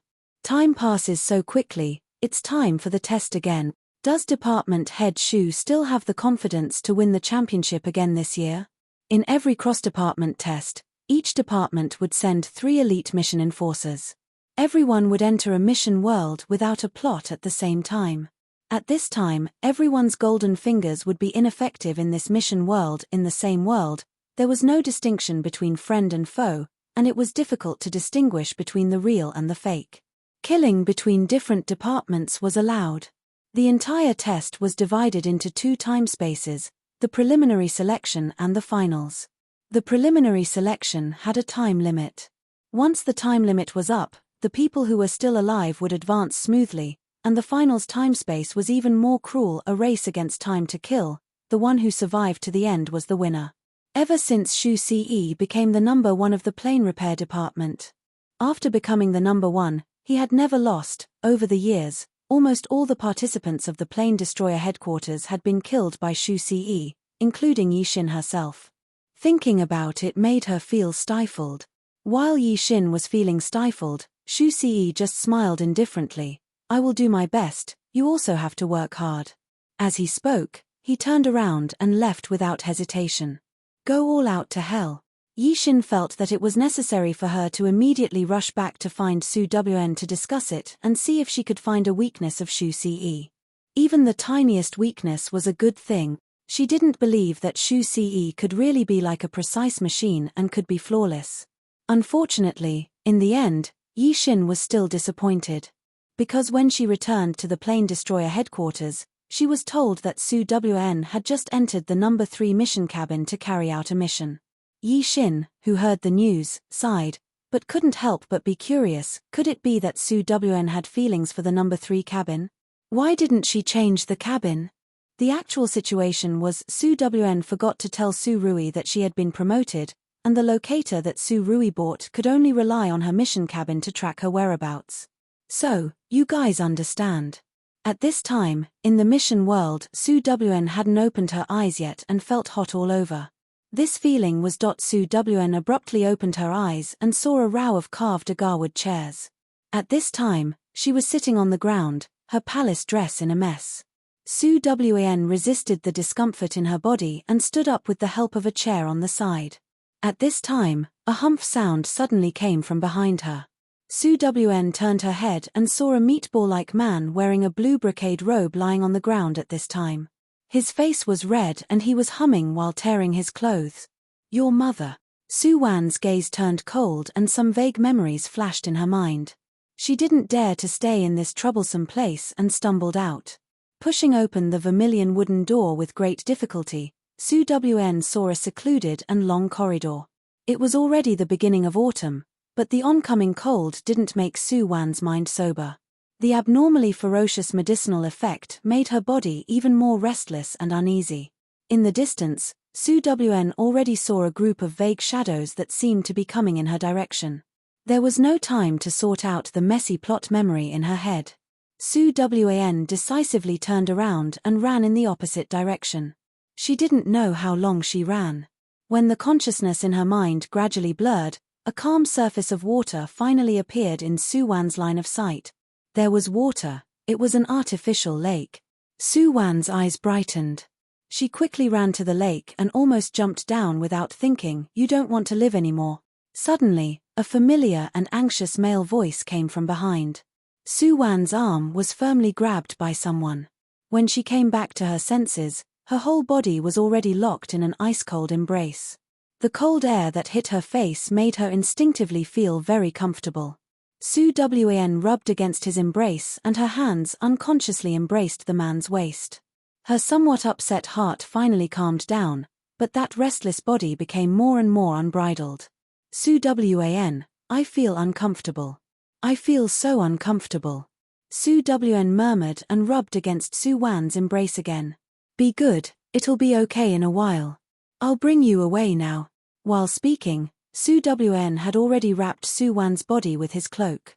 Then, in a flash, his figure disappeared from the lakeside. In the early autumn night, the cold wind was already biting to the bone. Su Wn was tightly held in Su Wan's embrace, leaning against his cold chest, but she still felt unbearably hot. She involuntarily struggled a few times and her face unconsciously rubbed against Su Wan's body. So hot. Don't move. Su Wan's tone also sunk. He carried Su Wn all the way over the high walls of Marquis Qingchuan Fu and finally landed in a small alley outside the Marquis Fu. In the dark alley, a luxurious carriage was parked. Guarding the carriage was a guard wearing a black outfit. Seeing Su Wan's figure speeding over, that guard's face revealed a trace of shock. "Master, you guard the entrance of the alley, don't let anyone come near here." Leaving behind these words, Su Wn had already turned into a purple afterimage, carrying Su Wn and leaping into the carriage. The inside of the carriage was very spacious. The low cushion inside was covered with a soft golden velvet blanket. Su Rui carefully placed Su Wn on the soft cushion. Before he could get up, Su Wan's hands had already tightly hooked around his neck. Don't go." Her fair and slender arms were soft and warm, making Su Rui's mind waver for a moment. Right now, Su Wan's face was red and the long hair on her forehead was loose and stuck to her fair face because of her sweat. Under the dim candlelight, Su Wn slightly raised her chin, her eyes were like water, her expression blurred as she looked at the man in front of her. In Su Rui's impression, Su Wn had always been very indifferent, sometimes even very cold. He had never seen her so emotional and seductive, even if he knew that the person in front of him right now was not the real Su Wan. But inside this body lived her soul. The person who was looking at him like this and telling him not to go was his Xiao Wan. As long as he thought of this, Su Rui felt his lower abdomen heat up, as if there was a ball of fire burning in his body. His breathing involuntarily became disorderly, but thinking that Su Wan was currently in an unconscious state, his remaining reason forced Su Rui to immediately calm down. "Xiao Wan, bear with it a bit, I'll help you." Woo! Su Rui originally wanted to say that he could help Su Wan open up her acupuncture points and disperse the effects of the medicine in her body, but before he finished speaking, Su Wan on the side had already come over in a daze and forcefully kissed Su Rui's lips. Su Wan's consciousness had always been fuzzy. She felt that she was about to die from being burned. In the scorching sea of fire, she heard Su Rui say to her, "I'll help you." Just like in that illusion in the last world, in the boundless flames, Su Rui extended his hand towards her. Su Wan wanted to say that she didn't need anyone to help her, but if that person was Su Rui, she didn't mind. Almost as soon as this thought welled up in her heart, Su Wan's body had already reacted. She kissed Su Rui. Su Rui's lips were cold with a hint of sweetness, making Su Wan feel very comfortable. Su Rui, Su Rui. Although her consciousness was fuzzy, Su Wan still involuntarily called out Su Rui's name. "Su Rui, kiss me. Do you know what you're doing?" Su Rui's breathing quickened, but his gaze deepened, faintly looking at that face close at hand. No matter what she became, she was still his Xiao Wan. In the sea of thousands of people, he could always see her at first glance and recognize her. What was she doing? Su Wan somewhat didn't know what she was doing, but she somewhat uncomfortably twisted her body and continued to wrap around Su Rui's body. "Su Rui, want me? If it's you, I'm willing. I'm truly willing, not making do or making do with a mistake. Just because the person in front of me is you, Su Rui." Some people said that the deepest feeling is companionship. Su Rui accompanied Su Wan through one world after another. No matter what she became, even if she was a sinister-looking zombie, he had never abandoned her. Love doesn't start, but it goes deep. Su Wan felt that the greatest fortune in her life was the Su Rui she met by chance in that world. Having this person, she would have no regrets in her life. Xiao Wan. Su Wan's words finally succeeded in defeating Su Rui's reason. Love is too deep, that's why he's so careful. And because love is too deep, he can sit calmly in front of anyone, but only towards her. Love, desire, deep affection. Chapter 106. Daking Dynasty, Imperial capital, Marquis Qingchuan Fu. In order to celebrate the triumphant return of Marquis Qingchuan's eldest son, Shen Yushu, from the border, Marquis Qingchuan Fu was decorated with lanterns and colored banquets. Almost all of the imperial relatives and nobles in the imperial capital came to support Shen Jiao today. Right now, the entire front hall of the Marquis Fu was filled with toasts and the host and guests were enjoying themselves. Compared to the liveliness of the front hall, the rear courtyard of Marquis Qingchuan Fu was currently in a very awkward situation. Just half an hour ago, Marquis Jingning Fu's young miss, Su Wn, suddenly disappeared from the rear courtyard of the Marquis Fu. Because she was Shen Yushu's fiancée, the servants of Marquis Qingchuan Fu began to search for this future young madam with all their might. In the end, a new servant girl said that she saw young Miss Su go to the side room in the rear courtyard. Under her lead, Marquis Qingchuan's Furen, Yusha, Marquis Jingning's Furen, Liusha, as well as a group of official families' young ladies and Furens majestically arrived at the side room that the servant girl mentioned. Before entering the door, they heard a sound that made people blush and their hearts beat rapidly coming from inside. Immediately, Marquis Qingchuan's Furen's face darkened and Marquis Jingning's Furen's complexion greatly changed as she quickly pushed open the door and entered. At this moment, the room was a mess. Two shining white bodies were entangled intensely. The young ladies at the door had never seen such an exciting scene before, so they all turned their heads and screamed. "You bastard!" Marquis Jingning's Furen, Liusha, thought that her daughter had suffered a vicious attack. While shouting herself hoarse, she rushed up and used both her hands to ruthlessly push away the man on the ground. When all the Furens saw the faces of the two people on the ground having illicit relations, Liusha's face was startled, then immediately became ecstatic. Not her precious daughter, Xiao Wan. Me on her. At this time, Duke Zhengguo's wife, Wangshe, who was originally enjoying the show, suddenly cried out with a change in expression. It turned out that the naked man on the ground with an excited expression was Duke Zhengguo's only son, Chen Mion. On this side, the Furens were experiencing twists and turns, their moods fluctuating greatly. On the other side, Su Wn felt like she was being tortured to death. In the dimly lit carriage, although Su Wn regained consciousness, her whole body felt as if it had been crushed. The pain was unbearable. "No, that's enough. It hurts." Su Wan's voice was hoarse, weakly calling out, but it made the man on top of her work even harder. "All right, I know you're in good health and you're skilled in martial art. Your inner energy is deep. You definitely don't have kidney deficiency, but, General Su, it was really enough." She didn't know how much time had passed. The sky was getting darker and darker. Su Wan felt that she was going to be tossed around until her bones fell apart. "What car sex? I don't want to be human anymore, Tilda Master." At this time, a low voice came from outside the carriage. "Fuck." Finally, a living person came. This voice was simply heavenly to Su Wan. "Master, His Majesty summons you."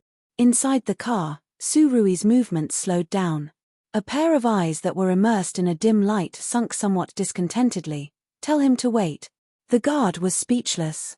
"Master, are you sure you're still normal right now?" "You go." Although Su Wan's body was already weak, she still took advantage of Su Rui's pause and gently grabbed his arm. "Send me back." After saying these words, Su Wan completely fainted. "So tired, so painful, just let me die." The next day, Su Wan opened her eyes and discovered that she had already returned to Marquis Jingning Fu's boudoir. Right now, the sky was already bright. Liusha was still sitting in front of Su Wan's bed.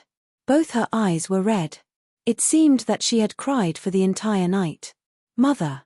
Su Wan opened her mouth, her voice was hoarse. "My ill-fated daughter ah." Hearing Su Wan's hoarse voice, Liusha immediately felt sorrow in her heart. She took a handkerchief and started wiping her tears.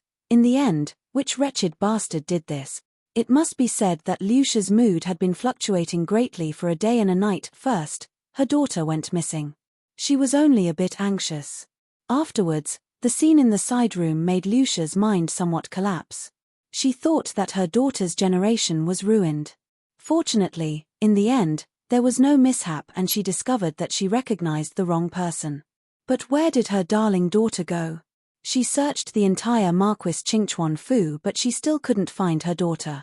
In the end, it was the housekeeper who sent someone to report that eldest young miss had returned home. At that time, the person who came from the house stammered and his gaze flickered. Lucia knew that something must have happened. When she hurriedly rushed home, she saw her daughter lying unconscious on the bed, her whole body covered with. In short, at that time, she only took a glance and Lucia fainted. When she woke up in the middle of the night, she ran to Su Wan's bedside and cried to the heavens, extremely sorrowful. Tell mother, in the end, who was it? Mother wants to ask Her Majesty the Empress to uphold justice for you. In the end, Lucia was also a Furin of the Marquis Fu and not an ordinary coarse woman.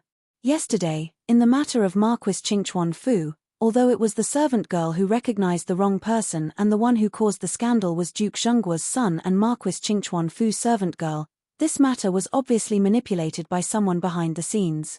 And his original target was undoubtedly Su Wan. I don't know who did it. Su Wan hesitated for a moment, her expression still unsettled from fright. Don't know? Lucia sighed and wiped away the tears on her face. Her eyes suddenly flashed with a trace of coldness. Yesterday, that man, do you still recognize him? In fact, Lucia wanted to ask her if she knew that man, but on second thought, if someone was really deliberately framing her, they would definitely find an unfamiliar face. Damn it! The precious daughter in her heart was ruined by an inexplicable man just like that. Su Wan subconsciously bit her lips. I don't know who he is. This sentence, Su Wan was not completely lying. In fact, she really did not have the chance to ask Su Wan's current identity. But thinking about the identity of those few supporting males in this world, his identity should be higher than hers. Seeing Su Wan's drooping eyes and somewhat lifeless expression, Lucia also couldn't bear to continue asking. You rest well. This matter must rot in your stomach. Don't let anyone know. Mother will help you. Think of a way. Don't worry. Mother will definitely let you marry into Marquis Qingchuan Fu as you wish. No one can harm you again. When Lucia finally left, only Su Wan was left in the room. She slowly opened her eyes and absent-mindedly looked at the top of the bed. After she leaves this task, she must go and complain. Before entering the task, she clearly chose the time before the original owner lost her chastity, but as soon as she came in, she encountered this matter. The logistics department definitely did this on purpose. Cursing the entire logistics department from the bottom of her heart, Su Wan then slowly organized the main plot of this world in her mind. The female lead of this world was called Chen Qingjin, the eldest daughter of Marquis Qingchuan Fu. She was a reborn woman. In the previous life, she, who had no shrewdness, married the fifth prince, Qin Ting, whom she had always admired. In the end, she was schemed against by her husband and her younger sister, Chen Qingyao. Not only was the child in her womb slandered as a bastard and forcefully beaten, even she herself finally lost her life in a big fire. After being reborn, Chen Qingjin learned to pretend to be a pig to eat a tiger. She was innocent on the outside, but her heart was very black-bellied. In this life, she was no longer deceived by the trash man's hypocritical affection, and also no longer deceived and used by her poisonous younger sister. Since her younger sister and the trash man were mutually in love, she would put them together as a pair in advance, let the two of them look at each other until they were sick of each other, and then dog bite dog. Of course, for such a demonic and wild reborn female lead, there was naturally no lack of a strategically talented and peerless male lead at her side, as well as a group of affectionate supporting males who were subdued by the female lead's skill and IQ. Chen Qingjin's wisdom and decisiveness attracted the attention of the second prince, Qin Yu. The two people probed each other to admire each other, and finally, the two loved each other and became a family. Of course, other than the genuine male lead, Qin Yu, the other men were also inevitably attracted by the female lead's halo. His Highness the Crown Prince, Qin Yu, the son of the current imperial military officer, Xiao Wei, and even Jin Qinwang, Qin Muyang, were all subjects under the female lead's skirt. As for those cannon fodder supporting males who expressed appreciation for the female lead, let's not mention them.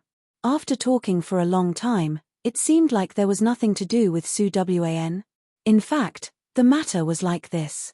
In this mission world, Su Wan's identity was not the male lead's ex, because the male lead and supporting males in this world were all keeping their chastity for the female lead, not touching meat and fish. Her identity was the female lead's older brother, Chen Yushu's fiancé, ex, in the previous life, the original body Su Wan, who had always liked Chen Yushu, smoothly married into Marquis Qingchuan Fu and became Chen Qingjin's sister-in-law.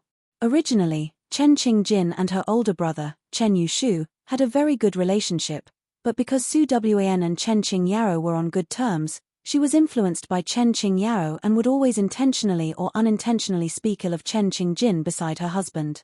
And after Chen Qingjin married into the fifth prince, she was framed for having an illicit relationship with an imperial guard.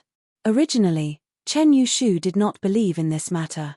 He planned to personally investigate and seek an explanation for his younger sister, but because Su Wan had always been biased against Chen Qingjin and didn't like this little sister-in-law, she thought of every possible way to stop her husband from investigating this matter. In the end, it indirectly led to Chen Qingjin's wronged death.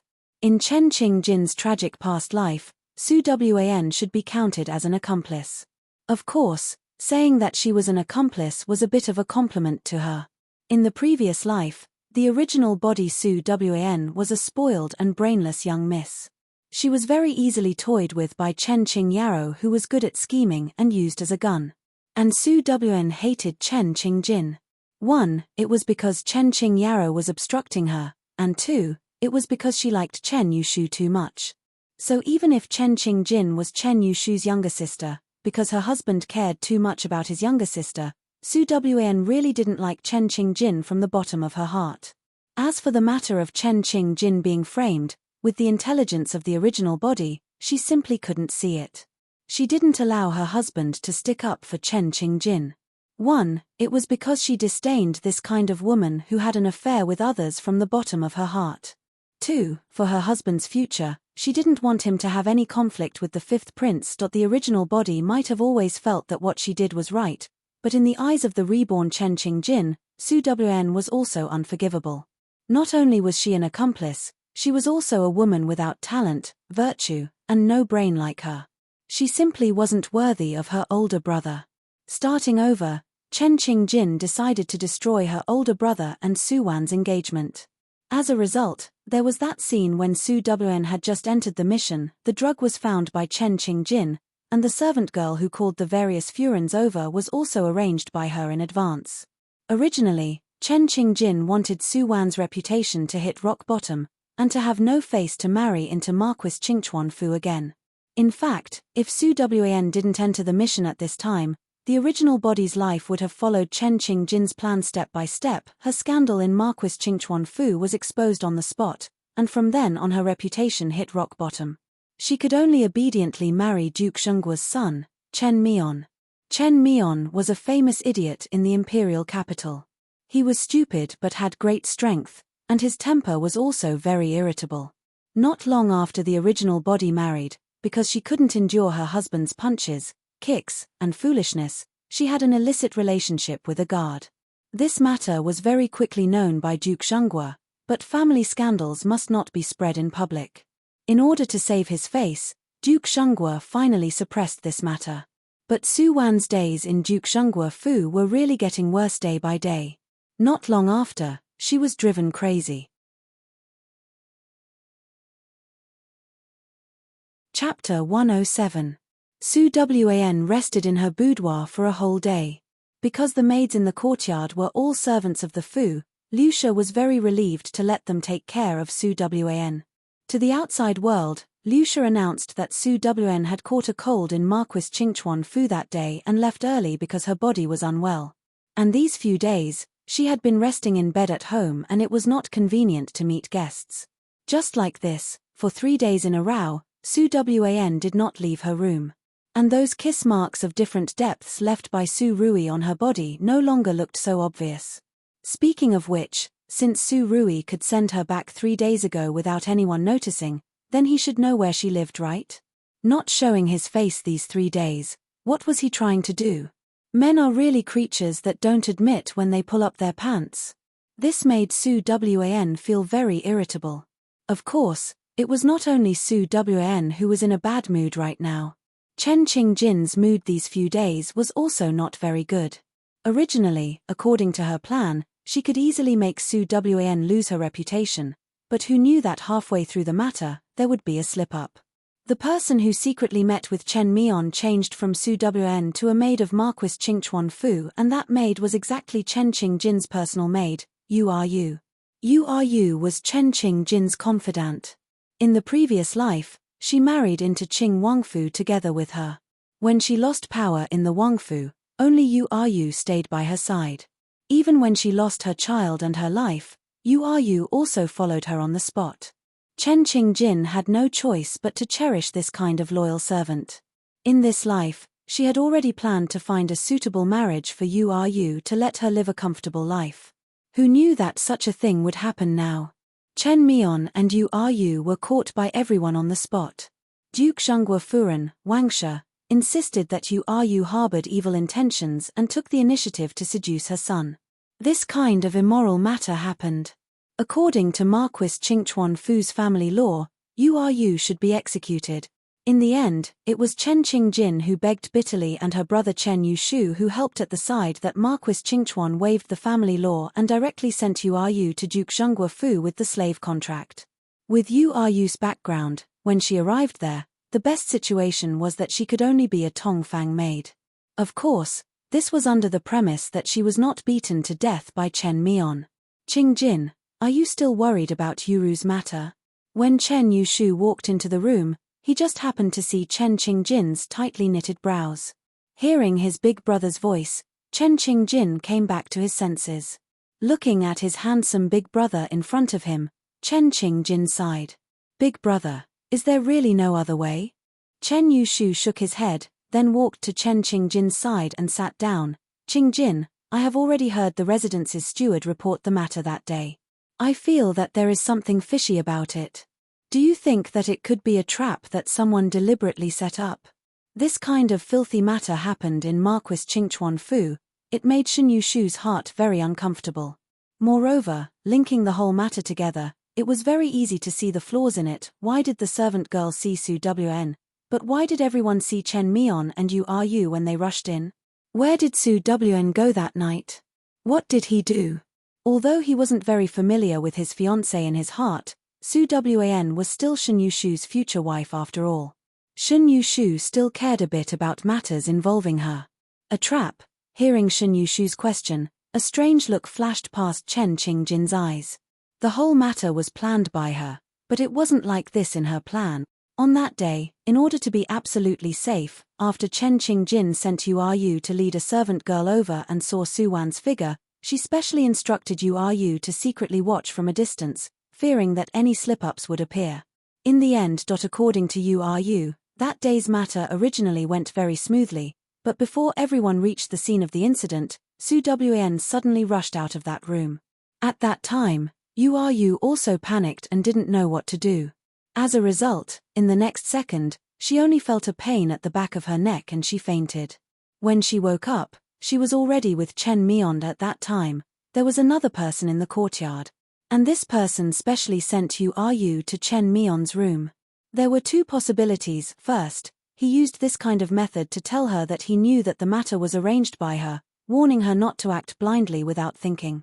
Second, he might not know the truth of the matter and just happened to encounter it. Because he was her enemy, he took the opportunity to send Yu to Chen Mion's room. His goal was to make her lose Yu, this confidant. These few days, after Chen Qingjin thought about it, she felt that the second possibility was a bit higher. And now, she suspected that this matter might have been done by Chen Qingyao. If it was really done by her, then it was still all right. At least she had long regarded her as an enemy that would not rest until she died. If it was someone else. With this kind of potential enemy, it really made Chen Qingjin unable to eat or sleep in peace. At the side, Chen Yushu saw that Chen Qingjin was in a daze again. He couldn't help but blame himself. He really shouldn't have discussed this kind of topic with Qingjin. In Chen Yushu's eyes, his younger sister had always been very pure and kind. Those scheming and crafty things in the residence had always been insulated from Chen Qingjin. Just like the current Marquis Qingchuan Fu. Although Furen Yusha was only father's second wife and not his and Qingjin's biological mother, these past few years Yusha treated them brother and sister equally, even better than she treated her own biological daughter, Chen Qingyao. Speaking of Chen Qingyao's younger sister, she inherited Yusha's beauty and talent. At a young age, she was already unparalleled in the capital and could be considered a celebrity in the imperial capital. Unfortunately, Chen Yushu didn't really like this kind of flamboyant person. In comparison, he still liked his own biological younger sister, Chen Qingjin.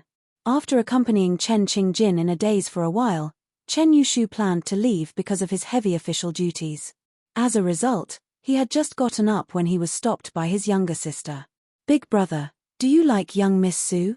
In the previous life, Chen Qingjin didn't see how much her older brother liked Su Wan.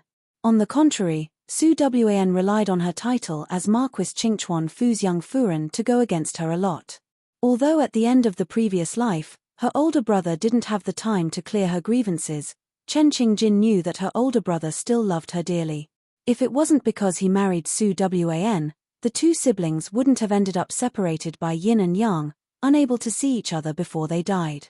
In this life, no matter what, she wouldn't let Su Wan enter Chen Jia's front door.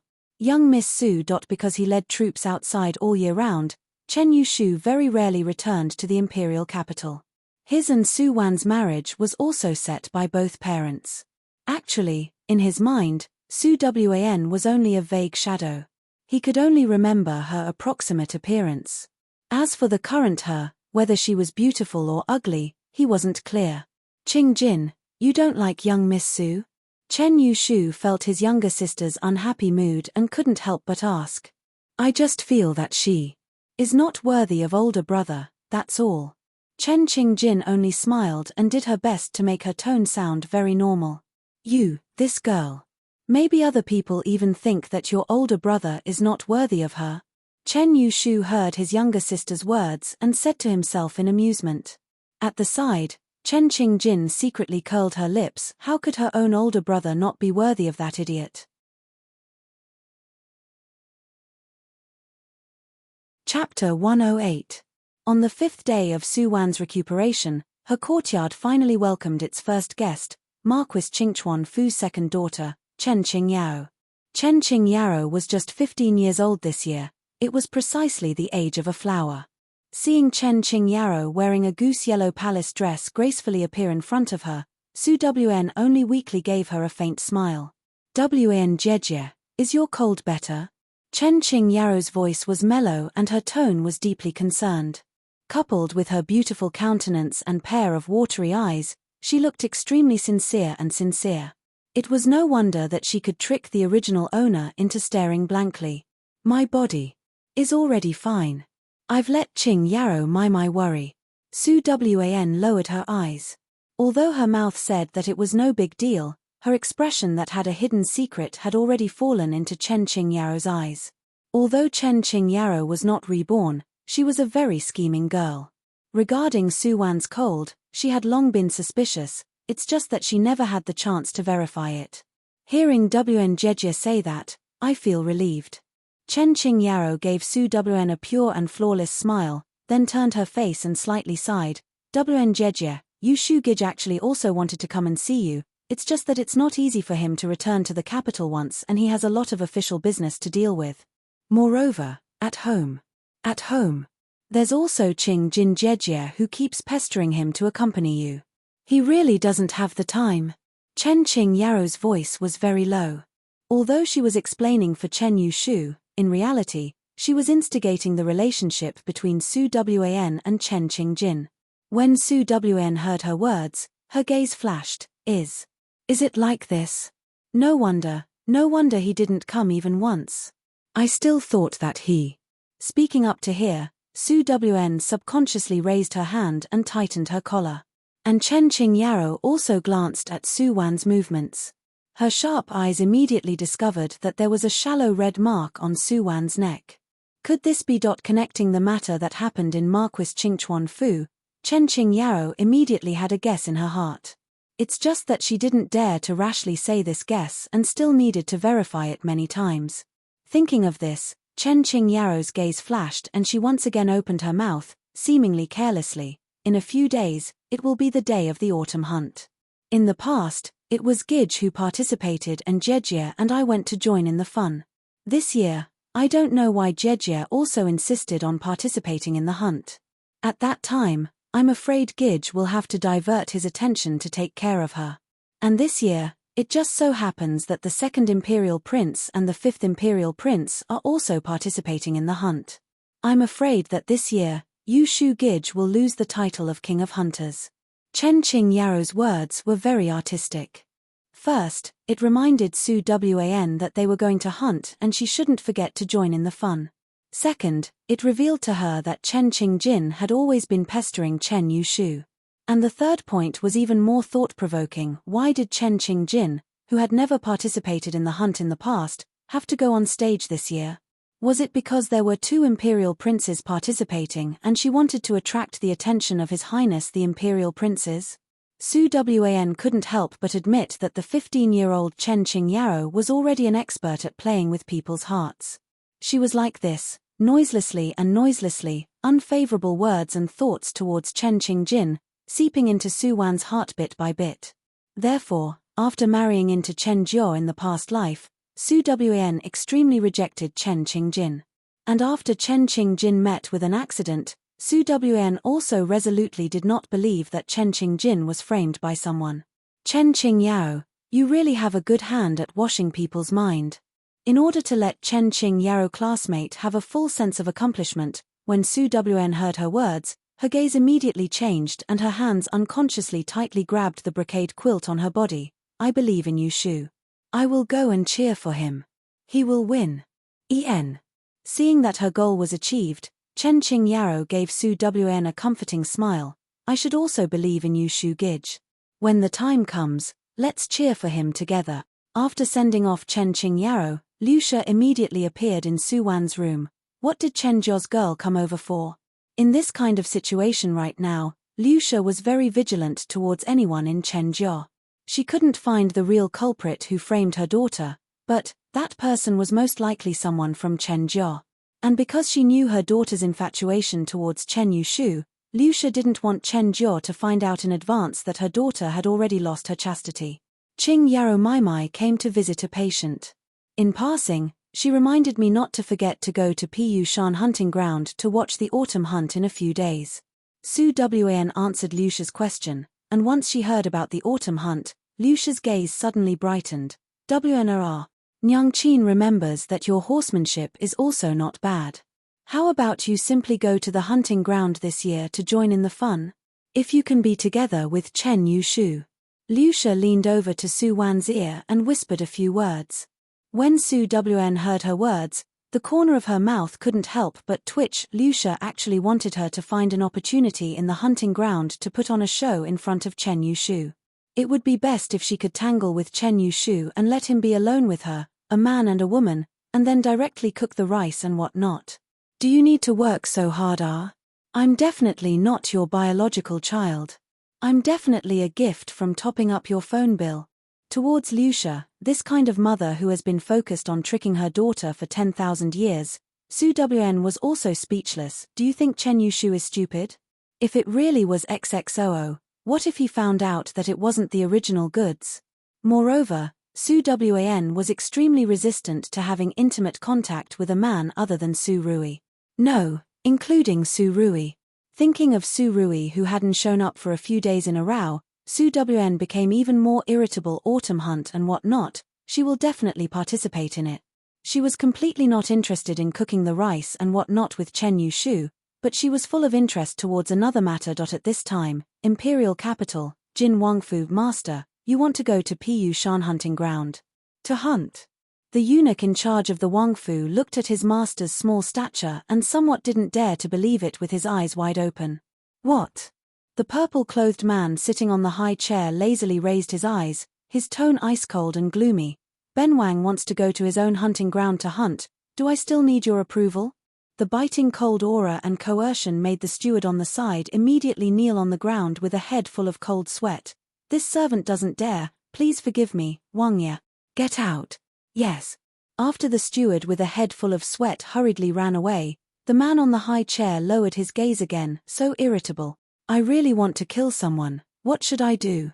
Thinking of his current identity, an idle prince without any military power, a delicate and weak body, casually killing people and whatnot, it seems a bit inappropriate. But Su Rui still felt irritable.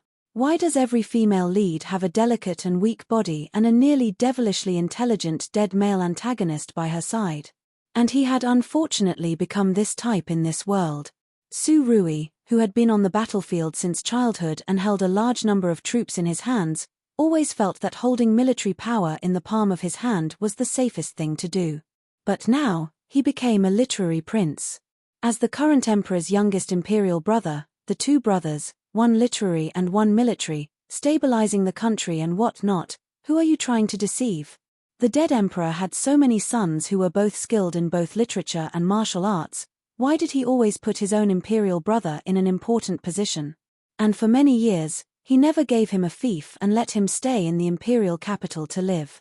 This seemed to be the emperor's favor, but in reality, wasn't it just a disguised form of house arrest? You're so smart, I don't feel at ease leaving you alone outside, so it's better for you to obediently stay under my eyelid. With such a black-bellied older brother, it was no wonder that the original body had always been depressed. His body also couldn't take it, looking like he was going to die at any time. Master. Just as Su Rui was inwardly ridiculing, a ghostly shadow appeared in front of Su Rui. This was one of his personal shadow guards. What's the matter? This shadow guard was secretly arranged by Su Rui in Marquis Jingning Fu to protect Su Wan's safety. He would regularly report to Su Rui about the matters in Marquis Jingning Fu. Master, today Marquis Qingchuan Fu's second young miss went to Marquis Jingning Fu to visit young Miss Su. After that, Marquis Jingning Furen called the Fu's coachman to pick out a few good horses to feed alone. Afterwards, she also ordered the tailor to make a brand new autumn outfit for young Miss Su. It seems that young Miss Su should be participating in this year's autumn hunt. As expected. Hearing the shadow guard's answer, Su Rui heaved a sigh of relief in his heart. He knew that Su Wan would definitely participate in this time's autumn hunt. When they meet again. Cough cough. Su Rui suddenly felt a bit apprehensive these few days. He didn't dare to appear in front of Su Wan. After all, Su Wan's mind was somewhat unclear that night. Moreover, after she regained her consciousness, it seemed that she had shouted at him to stop several times. But he simply can't stop, okay? Afterwards, Su Rui entered the palace to deal with the emperor's older brother for a while. On the way back to the Wangfu, his mind kept flashing with the plot of certain novels and certain TV dramas that he had seen before. When this kind of thing happened to the female lead Daran, they would generally, female lead Daran 1.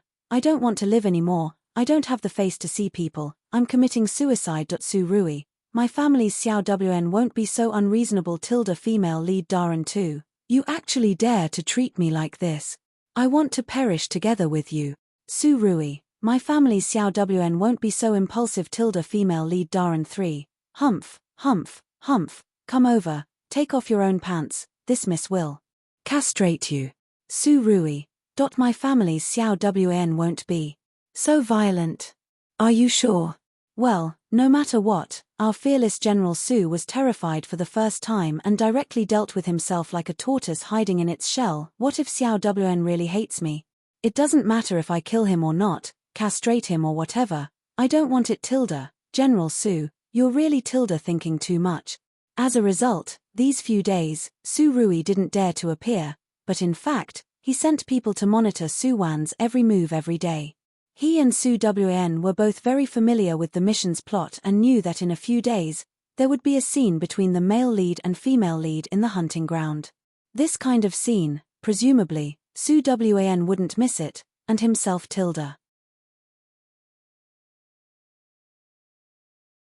Chapter 109. In the blink of an eye, it was the appointed hunting day. Su Wan changed into the hunting clothes that Lucia specially ordered the tailor to make for her. The sapphire blue outfit made her look especially spirited. Lucia was extremely satisfied with Su Wan's outfit today. Seeing Su Wan neatly mount the horse, Lucia hastily ordered the guards behind her to protect the young miss and safely send her to the hunting ground. Until she saw Su Wan riding the horse far away, Lucia sighed and returned to the Marquis Fu, turning her head back 3 times with each step. Pushan hunting ground was still 100 li away from the imperial capital. Even if it was a Fergana horse, it would still take an hour to arrive. Because she deliberately left early, Su Wan was not in a hurry. On the official road leading to the hunting ground, what entered her eyes was the golden color of autumn. Golden trees and golden leaves. Su Wan unhurriedly admired the beautiful scenery as she advanced. The 2 guards behind her could only urge their horses to follow behind Su Wan. Not long after, the sound of horse hooves rang out on the official road. That sound came from far behind the 3 people. The orderly troops stepped on the spacious official road, setting off bursts of dust. They are here. Su Wan couldn't help but look back. That troop of people and horses was already getting closer and closer, black soft armor, red official boots.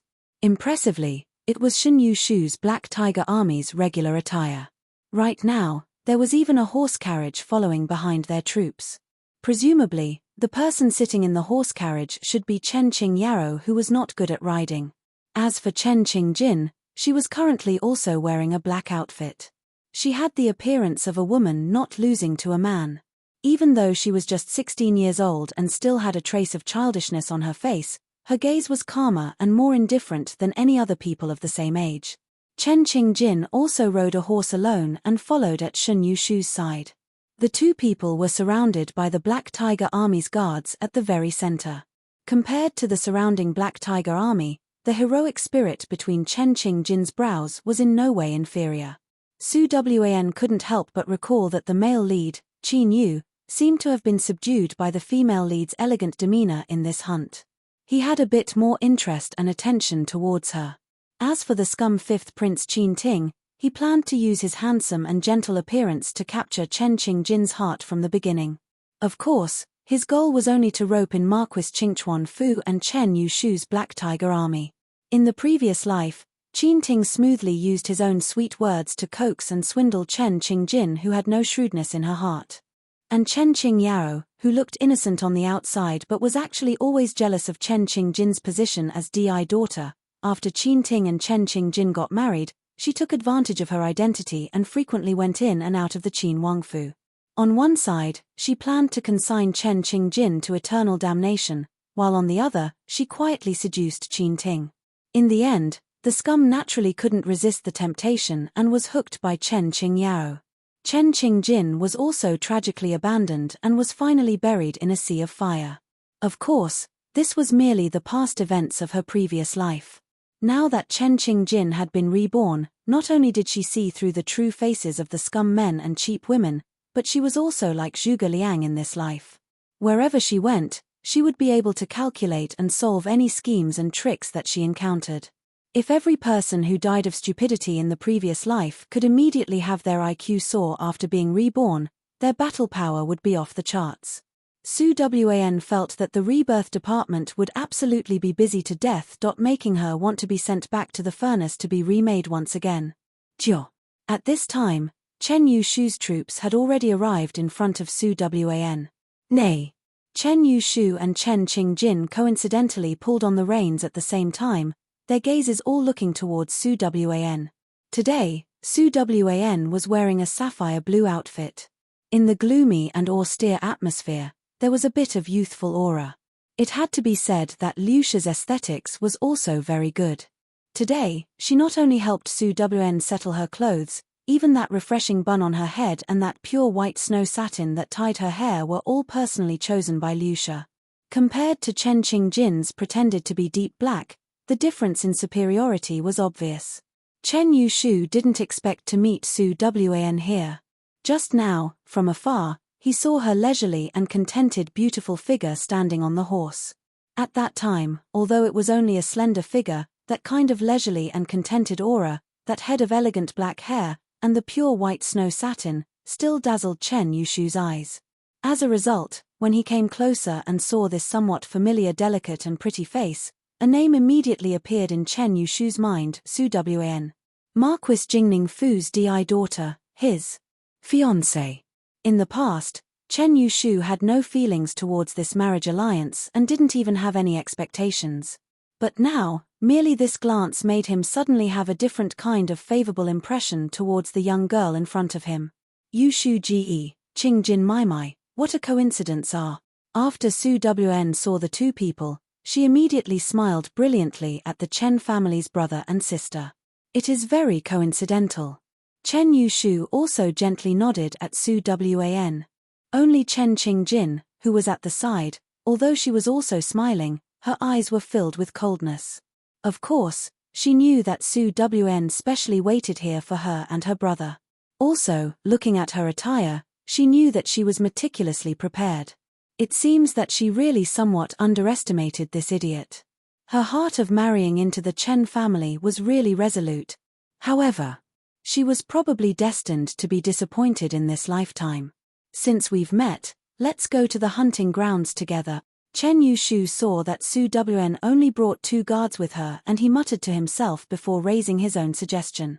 Hearing Chen Yushu's words, Su Wan revealed a rare trace of a little girl's embarrassment. Actually, my horsemanship is a bit bad. I ride slowly and will drag you guys down. No harm. Seeing Su Wan's expression, Chen Yushu smiled without minding. What does this matter? It's still early and we're not in a hurry. That's really great. Appropriately revealing a pleasantly surprised expression, Su Wan immediately joined Chen Yushu's group. Pretending not to see Chen Qingjin's somewhat gloomy expression, Su Wan minded her own business and struck up a conversation with Chen Yushu. From the life at the border to the newly opened winery in the imperial capital, Su Wan and Chen Yushu chatted merrily and wittily the whole way. Unknowingly, she replaced Chen Qingjin's position at Chen Yushu's side. When the sun rose high in the sky, the group of people finally arrived at the periphery of Pushan hunting ground. Right now, a luxurious and imposing carriage was parked outside the hunting ground. The large Jin character on the door was exceptionally dazzling. It's Jin Qinhuang's carriage. Chen Yushu was slightly surprised. Although this Pushan hunting ground was given to Jin Qinhuang by His Majesty last time, all the civil and military officials in the court knew that Jin Qinhuang was weak from a young age and was not good at riding and shooting. He rarely appeared in this place. This carriage. When Su Wan saw the carriage, her pupils also shrank. This carriage. Cough cough, she had some impression of it. At this time, the curtain of the carriage was slightly lifted. Su Rui was sitting in the carriage. From afar, he saw Su Wan and Chen Yushu riding side by side on horseback, talking with fervor and assurance. Especially when he saw Chen Yushu looking at Su Wan with gentle admiration in his eyes, Su Rui couldn't help but want to kill someone. At this time, the group of people had already arrived in front of the carriage. Chen Yushu was the first to dismount and slightly cupped his hands towards Su Rui's carriage. Is the person inside the carriage Your Highness Jin Wang? It is Ben Wang. When Su Rui heard Chen Yushu's words, he immediately raised his hand and completely lifted the curtain in front of him, revealing that exceptionally handsome but slightly ice-cold face. Because Qin Mu Yang's character was set up to be frail and sickly, the current Su Rui's complexion looked very pale and really looked somewhat ill. This lowly official pays respect to Wang Ye. Seeing that the person inside the carriage was Jin Wang himself, Chen Yushu immediately respectfully saluted and the people behind him also followed and saluted together. Su Wan secretly clenched her teeth and suppressed the irritation in her heart. When she raised her head, her expression was still the same as usual. Right now, it was as if she couldn't see Su Rui at all. Her eyes were filled with Chen Yushu's shadow. Su Rui, I endure. Jin Qinhuang, did you also come to hunt? Unexpectedly encountering Su Rui here made Chen Qingjin suddenly ask a question. In the memories of her previous life, Jin Qinhuang seemed to have never appeared in this hunt.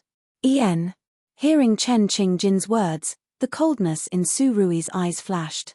Su Rui knew that the matter that night was Chen Qingjin's handiwork. If it was the Su Rui of the past, Chen Qingjin definitely wouldn't be able to live until today. Of course, right now, Su Rui also really wanted to chop her with a knife, but once something happened to Chen Qingjin or the male lead, he reckoned that Su Wan would directly leave this mission world. This wasn't what Su Rui wanted to see. At least.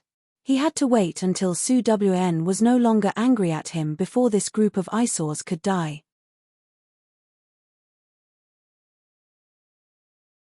Chapter 110. The coldness in Su Rui's eyes disappeared in a flash. Although Chen Qingjin felt something, she thought that it was her misconception. After all, she understood that Jin Qinwang of the previous life very well. That was a good imperial uncle who sincerely thought for the imperial family, devoted himself to his utmost until his death, resourceful, amiable and approachable. And at this time, facing Chen Qingjin's doubts and the respectful appearance of everyone in front of him, Su Rui's expression was as usual and his voice was as unperturbed as the original owner's. Recently, Ben Wang's chest has been a bit stuffy in the fu. Today's weather is just right and I wanted to go out of the capital for a walk. When I reached the outskirts of the capital, I suddenly remembered that Qin Yu mentioned that he would come here to hunt today.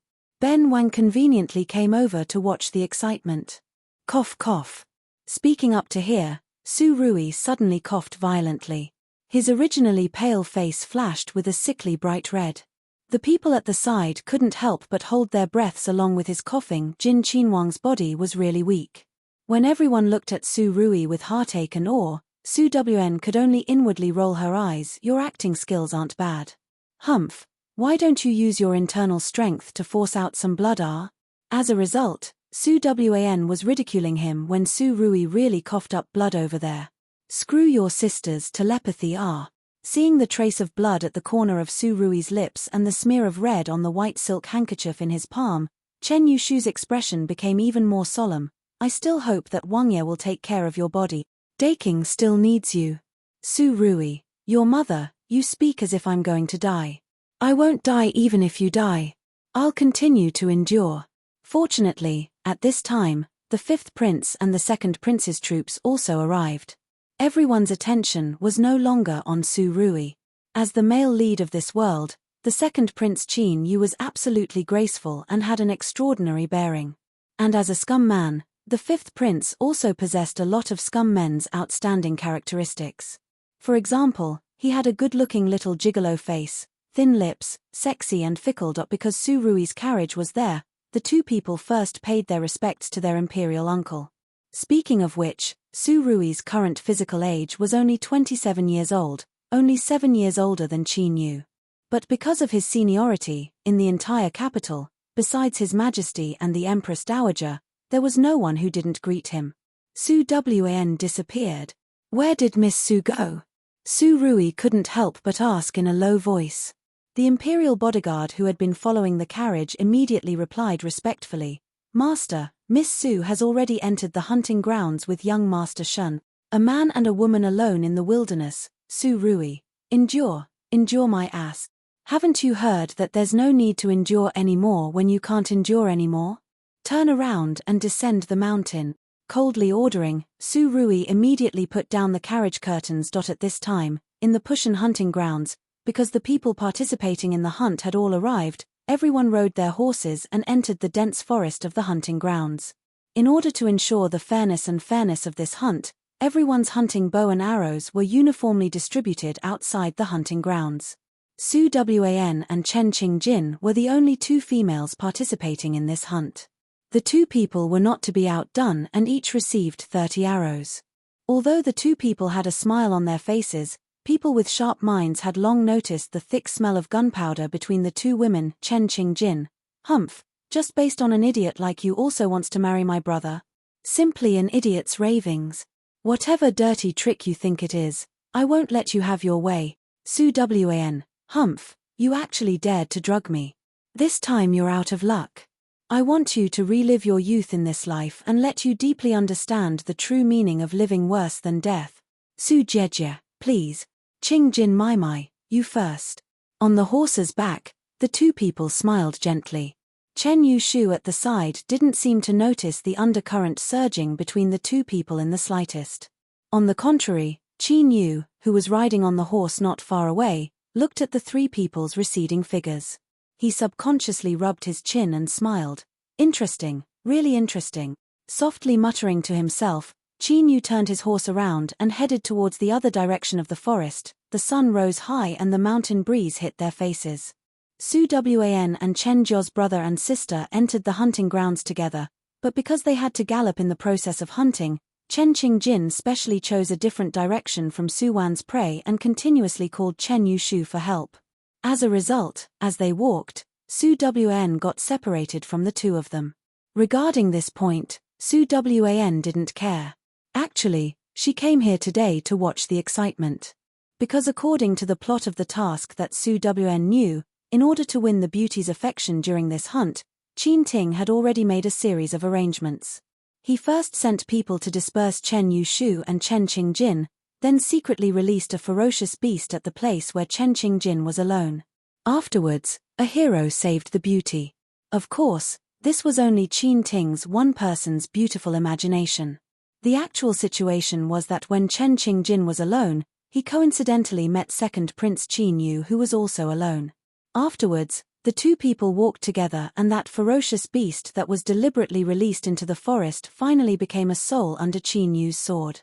In short, thinking about it was still very exciting. However, Su Wan felt that this kind of drama wasn't lively enough. It would be best if she could add a bit of spice or something. Thus, when everyone was seriously hunting, Su Wan began to stroll around the hunting grounds. She was looking for that ferocious beast in the script. It was said that it was a white tiger king. White. Su Wan turned and turned in the depths of the forest, turned, and finally succeeded, lost her way. Alright, getting lost is also not a big deal. But just when she discovered that she was lost, Su Wan heard rustling sounds coming from the thicket behind her. Immediately after, a tiger's roar suddenly entered her ears. The steed under Su Wan's body immediately trembled and knelt on the ground. Su Wan, who was caught off guard, miserably fell from the horse's back like this, and her body just so happened to fall into an ice-cold embrace. "Are you all right?" The familiar and deep voice made Su Wan's face immediately turn cold. "Let go, don't touch me." Su Wan's tone was so cold that it was somewhat frightening. Su Rui's body stiffened, but he still tightly hugged the person in his embrace. "I won't let go, even if you beat me to death, I won't let go." Su Wan. Childish Tilda. Seeing that Su Wan's face was calm but she did not struggle in his embrace, Su Rui couldn't help but let out a sigh of relief. His tone was gentle as he leaned on Su Wan's ear and softly called, "Xiao Wan? Xiao Wan? Xiao Wan?" Seeing that Su Wan kept on ignoring him, Su Rui continued to display his shameless spirit and kept on calling her name. Enough. Unable to bear it any longer, Su Wan finally couldn't help but interrupt Su Rui's words. The two people finally became silent together until a gust of mountain wind blew, blowing the white snow satin on Su Wan's head. The soft snow satin lightly swept past Su Rui's face. Su Rui lowered his eyes and looked at Su Wan affectionately and gently. "Can you not hate me? Why did you only appear now?" The two people unexpectedly spoke at the same time and then stared blankly at each other. "You don't hate me?" Su Rui's gaze suddenly brightened and he unwaveringly stared at Su Wan's face. Su Wan was somewhat embarrassed by his gaze and immediately indifferently turned her face away. "Where do I have the leisure to hate you?" Not hated. General Su felt that his recently irritable and crazy mood immediately cleared up, so Xiao Wan wasn't angry. Sure enough, TV dramas are all lies. General Su decided not to watch those melodramatic TV dramas anymore. Wait. Su Rui's gaze flashed and he suddenly thought of the words Su Wan asked him just now. She asked him, "Why did you only appear now?" Does this mean that in the past few days, his Xiao Wan had actually been waiting for him? "Xiao Wan, you've been waiting for me?" Su Rui felt that his heart was beating especially fast and his tone carried a tremor that he didn't notice. "No, no." Su Wan firmly shook her head. "Won't admit it. Won't admit it even if you beat her to death. What happened to not being childish? Raw Tilda.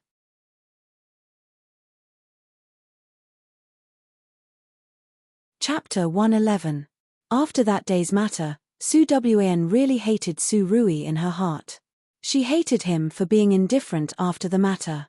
But seeing him again today, Su Wan truly understood that facing Su Rui, she couldn't be ruthless at all. Moreover, Su Wan actually knew Su Rui's sincerity towards her better than anyone else. That heart was sincere and untainted, wholeheartedly only for her. As for not daring to show up after the matter, Su Wan felt that it was necessary to properly educate him in the future and watch less melodramatic TV series so this time, she would be magnanimous and forgive him once. Next time. Dare to think about next time? Humph humph humph. Su Wan broke free from Su Rui's embrace. At this time, she finally noticed a certain colossus that had been ignored for a long time. White Tiger King. Su Wan couldn't help but call out. This tiger's entire body was snow-white and its gaze was sharp. It looked especially mighty and fierce. You're talking about it. Su Rui waved at the white tiger at the side. That white tiger immediately walked gracefully and slowly to the two people's side. I bumped into it on the way. There were a few sneaky fellows that I killed along the way. Su Rui mentioned this matter and his tone was especially light. Xiao Wan, since you're not angry with me anymore, I'll take this opportunity to help you deal with Chen Qingjin and Qin Yu. Oh! Have you forgotten the mission enforcers regulations? If there are no special requirements, the mission enforcers can't directly attack the male and female leads. Su Wan glanced at Su Rui. She was really afraid that Su Rui would deal with those two people with a knife. It should be known that the punishment for violating the mission enforcers regulations was very big. Am I that stupid? I do things here now. As he spoke, Su Rui proudly pointed at his head. High IQ imperial uncle and whatnot. Now that he thought about it, it seemed pretty good. Seeing his incomparably cocky appearance, Su Wan couldn't help but curl her lips. In short, don't mess around in this world. No, you have to promise me, in the future, no matter what you encounter in any world, you can't mess around. Remember to never touch the mission enforcers regulations. Got it, don't worry. Hearing Su Wan's words, Su Rui agreed without hesitation. In his opinion, as long as Xiao Wan said it, he would absolutely obey unconditionally. At this time, Su Rui never thought that there would be a day when he would disregard everything and touch that iron law. Not only did he kill the main character of a world with his own hands, but he also dismembered him and slaughtered his entire family. Everyone had their bottom line and reverse scale. Once Su Rui's reverse scale was touched, he would immediately transform into the original General Su who slaughtered the heavens. Of course, this was all in the future. Now, looking at the fierce white tiger in front of her and glancing at the trace of fear in the big tiger's eyes towards Su Rui, Su Wan didn't need to think to know that when Su Rui met it just now, he definitely did something incomparably bloody again. Even the Tiger King was afraid of him. General Su, that's enough. Raising her head to look at the sun that was blocked by the dense branches and leaves, Su Wan couldn't help but whisper, it's almost time. You've brought our fifth prince's secret weapon here. Can't you let other people play happily? Isn't it just having fun? Su Rui narrowed his eyes. This horse of yours is also crippled. I'll bring you to ride the tiger for a stroll and conveniently invite you to watch a big show. As he spoke, Su Rui single-handedly pulled Su Wan over and carried her onto the white tiger's back. Big White, give your female master a flying one. White Tiger King, said to be mighty and fierce, what the hell is flying? I don't even have wings also, Big White and whatnot. It's said that they are all called warm men. Someone as fierce and invincible as this Tiger King should at least have a domineering and overflowing name, okay? Although somewhat unwilling, when a certain tiger thought of Su Rui's terrifying skills and eyes full of killing intent, in the end, it still obediently obeyed and brought the two people for a ride in the dense forest. After an hour, somewhere in the hunting ground, Chen Qingjin and her big brother Chen Yushu also got separated a quarter of an hour ago. Right now, her horse was still carrying a few prey that she had just hunted. Participating in this time's hunt, Chen Qingjin's original goal was to make friends with some influential people in the imperial capital and let herself leave a good impression in everyone's hearts. She didn't want to be like her past life, a rich young lady who was raised in her boudoir and didn't understand anything. In this life, she wanted to find Qin Ting for revenge, so she had to first accumulate her own connections and power. Roar. A deafening tiger roar interrupted Chen Qingjin's contemplation. Chen Qingjin's expression became flustered. Right now, the steed under her also seemed to have received a fright and suddenly stamped its hooves in panic. Chen Qingjin subconsciously used force to tighten the reins in her hands. In the next moment, the steed under her suddenly bent its legs and fell to the ground, and Chen Qingjin was immediately flung off the horse. Roar. Following another roar, a completely snow-white tiger peeked its head out from the thicket. Ah! Facing that pair of ferocious tiger eyes, Chen Qingjin cried out in fear and subconsciously wanted to draw her bow and shoot an arrow.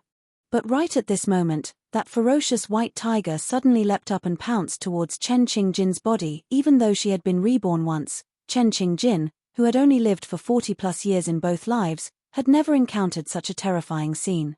When she saw the ferocious white tiger opening its bloody mouth and pouncing towards her, Chen Qingjin's eyes rolled and she immediately fainted from fright. And right at this time, Su Rui, who had been hiding on a big tree not too far away to watch the bustling scene, placed Su Wen, who was in his embrace, on a branch at the side. "You wait for me, I'm going to pose for her, eh?" Su Wen blinked her eyes. She sat on the tree and looked down from a high vantage point as she personally watched Su Rui grab Big White's claws and leave claw marks on Chen Qingjin's chest, legs and stomach. A minute later, Chen Qingjin's clothes were already in tatters and her spring scenery was exposed. "How is it?" Returning to the tree, Su Rui looked at Su Wen with a face begging for praise. "Eh?" Su Wen muttered to herself and suddenly raised her head to look at Su Rui's face. She asked expressionlessly, "Does it look good?" "Ah!" Su Rui stared blankly and somewhat inexplicably looked at Su Wen. Su Wen curled her lips and used her eyes to glance at Chen Qingjin's shining white body on the grass. "I'm asking you, does she look good to look?" "Su Rui, I didn't touch her." Somewhat eagerly raising his hand, Su Rui looked at Su Wen with a pitiful face. "It was all Big White who touched her, I didn't even touch a corner of her clothes. And whether she looks good or not, who knows It's not like it's his Xiao Wan, he doesn't want to look." Thinking like this, Su Rui subconsciously glanced at Su Wan's chest again. In short, Xiao Wan's figure in this world is who knows how much better than Chen Qingjin's tilde airport and whatnot. No wonder Qinting doesn't like it. Tilde Su Rui, I know what you're thinking. On the side, Su Wen suddenly whispered something coldly. Su Rui immediately retracted his gaze and put on a calm expression. "Xiao Wen, they're here." Before finding Chen Qingjin, Su Rui had already released Big White to walk around the hunting ground, attracting those that should and shouldn't be attracted. In short, all the men in the hunting ground were attracted by him. Seeing that the sound of horse hooves was getting closer and closer, Su Rui smiled and raised his hand. Internal energy condensed on his fingertips and he suddenly released it towards Chen Qingjin on the ground, hitting an acupuncture point through the air. Chen Qingjin, who had originally fainted from fright, softly murmured. Her brows lightly knitted and she slowly opened her eyes. For a moment, Chen Qingjin's consciousness was still somewhat fuzzy and she didn't know where she was. The sound of horse hooves came from all around. Chen Qingjin propped her body up and wanted to sit up. As a result, the moment she lowered her eyes, she saw her tattered clothes that were scratched and she immediately cried out, "Ah!"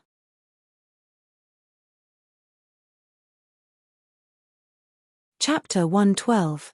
Qingjin. Seeing Chen Qingjin's tattered and shivering appearance, the first to react was naturally Da Qing's good older brother, Chen Yushu. He quickly jumped down from the horse, tore open his outer robe and directly wrapped Chen Qingjin's body. "Big brother." Right now, Chen Qingjin's face was full of shame and indignation, her entire body curled up and leaned on Chen Yushu's embrace. Not far away, the other princes and nobles all whispered in low voices. Due to Chen family's face, they couldn't say anything brazenly. But Qin Yu at the side, he glanced meaningfully at the gloomy-faced Qinting not far away and then casually swept a glance at the crowd. "Has everyone seen young Miss Su? Su Wan?" Everyone looked at each other in dismay. They really didn't see Su Wan's figure along the way. "Young Miss Chen, was the one that attacked you a white tiger?" Qin Yu calmly jumped down from the horse, looked at the messy poor prince on the ground and asked with a frown. Yes, it's a white tiger. Right now, Chen Qingjin's expression finally recovered a bit. She also remembered that the last thing she saw before she fainted was a white tiger. At that time, that tiger ferociously pounced towards her. At that moment, she thought that she was dead for sure, but who knew that the result would actually be? Ayo didn't expect that white tiger to be a pervert. It was unknown who in the crowd didn't dare to underestimate Chen Qingjin. Chen Yushu's expression immediately turned cold and his sharp gaze swept through the crowd. That person immediately lowered his head and didn't speak anymore. It was Qin Yu who took the opportunity to change the topic and break the awkwardness of the scene. Right now, young Miss Chen is already fine, but that white tiger's whereabouts are unknown. We also don't know whether young Miss Su is safe or not. Why don't everyone split up and search? Everyone also doesn't want to see young Miss Su have an accident. Yes, yes, yes, yes, what Second Highness said is extremely true. With Qin Yu's help, everyone immediately took advantage of the situation and turned their horses around to start looking for Su Wan's figure. At this time, Qin Ting, who had been silent the whole time, also jumped down from the horse. He restrained the strange look in his eyes and walked in front of the Chen family siblings with a gentle expression. "Yu Shu, Su Wn is your fiancée. You better go and look for her. If something really happens, you also won't be able to explain to Su family. Qingjin, you don't need to worry about her, I will help you take care of her." Fifth Highness, Shen Yushu was somewhat hesitant. After all, men and women should not touch each other, and it would not be appropriate to hand over his younger sister to the Fifth Highness alone. But thinking that his fiancée's life and death were indeed uncertain, just when Chen Yushu was hesitating, Chen Qingjin subconsciously burrowed into Chen Yushu's embrace. "Big brother, don't go, I'm scared, I'm scared." Speaking till here, Chen Qingjin's face was pale, looking like he was about to cry. "All right, don't be afraid. Big brother will accompany you." Chen Yushu sighed and raised his eyes to meet Qin Ting's gaze. "Fifth Highness, many thanks for your good intentions. It is better for me to take care of my younger sister. I ask your Highness to help me look for young Lady Su." "No worries, then you bring Qingjin out first." Qin Ting agreed with a smile, but when he turned around, his face was as heavy as water. Seeing that everyone had left, Chen Yushu looked at the younger sister in his embrace, his gaze filled with heartache. "Qingjin, don't be afraid. Big brother will bring you out of the hunting ground. Don't worry, today's matter. Big brother will help you settle it." In this era, a woman's reputation and integrity were especially important. As the eldest brother, Chen Yushu naturally had to think more about his younger sister. "Thank you, big brother." Chen Qingjin leaned into Chen Yushu's embrace and sighed in her heart. If she had known earlier that this kind of thing would happen today, she would absolutely not have personally entered the hunting ground. Unfortunately, there was no if you had known earlier in life. Moreover, even if she was reborn once, there were some things that she could not control. Waiting until the lively scene was over, Su Rui brought Su Wn and jumped down from a big tree not far away. "All right, it's about time. I should also show my face.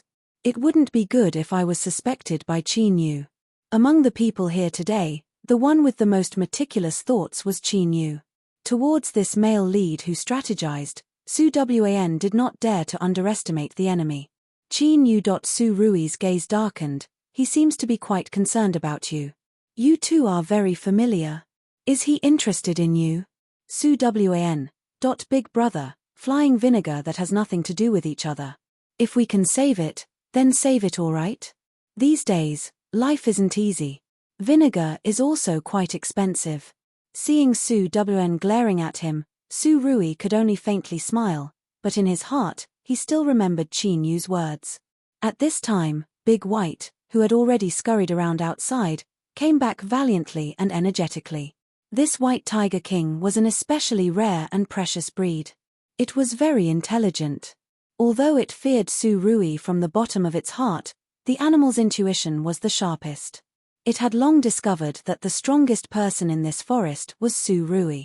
Of course, although Su Rui was the strongest, the white tiger king leisurely rubbed against Su Wan's side and lifted its big paw to rub against her boots in a fawning manner.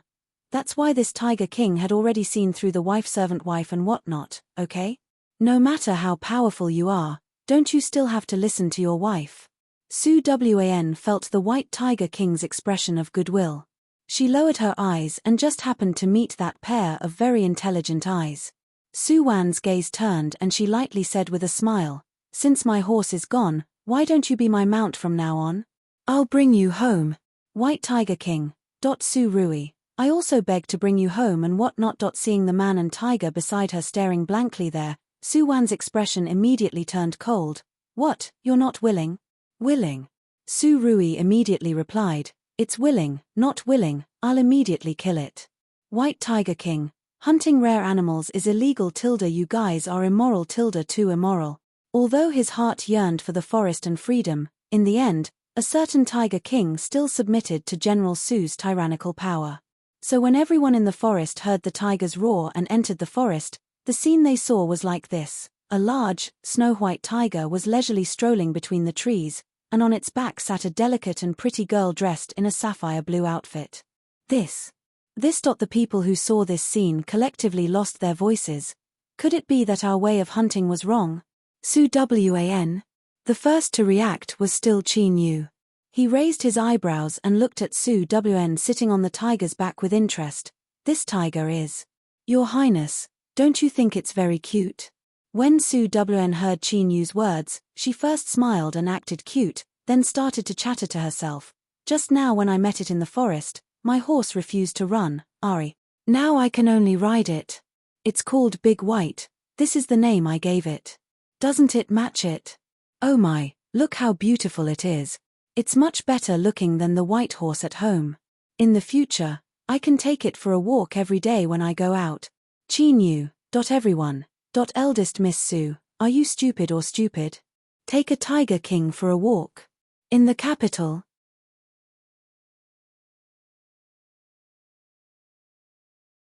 Chapter 113. Before the sun set, everyone finally came out of the hunting ground. Because an accident happened in the middle, everyone didn't have the mood to show off their prey. On the contrary, there were many aristocrats who kept turning their heads to look at Su Wan, who was following behind everyone. There was no other way. Who let other people's Big White be too dazzling? Once it neared, these horses wouldn't leave, so Su Wan could only be the last. Chen Zhou's brother and sister had long come out. Right now, Chen Qingjin had already changed into a set of clothes and was obediently staying in Chen Zhou's carriage. Regarding the matters on the hunting ground, those aristocratic young ladies who stayed outside naturally didn't know, but this didn't affect Chen Qingyao's acting of throwing stones at someone who was down at this moment. She saw Chen Qingjin's sorry figure when she came out.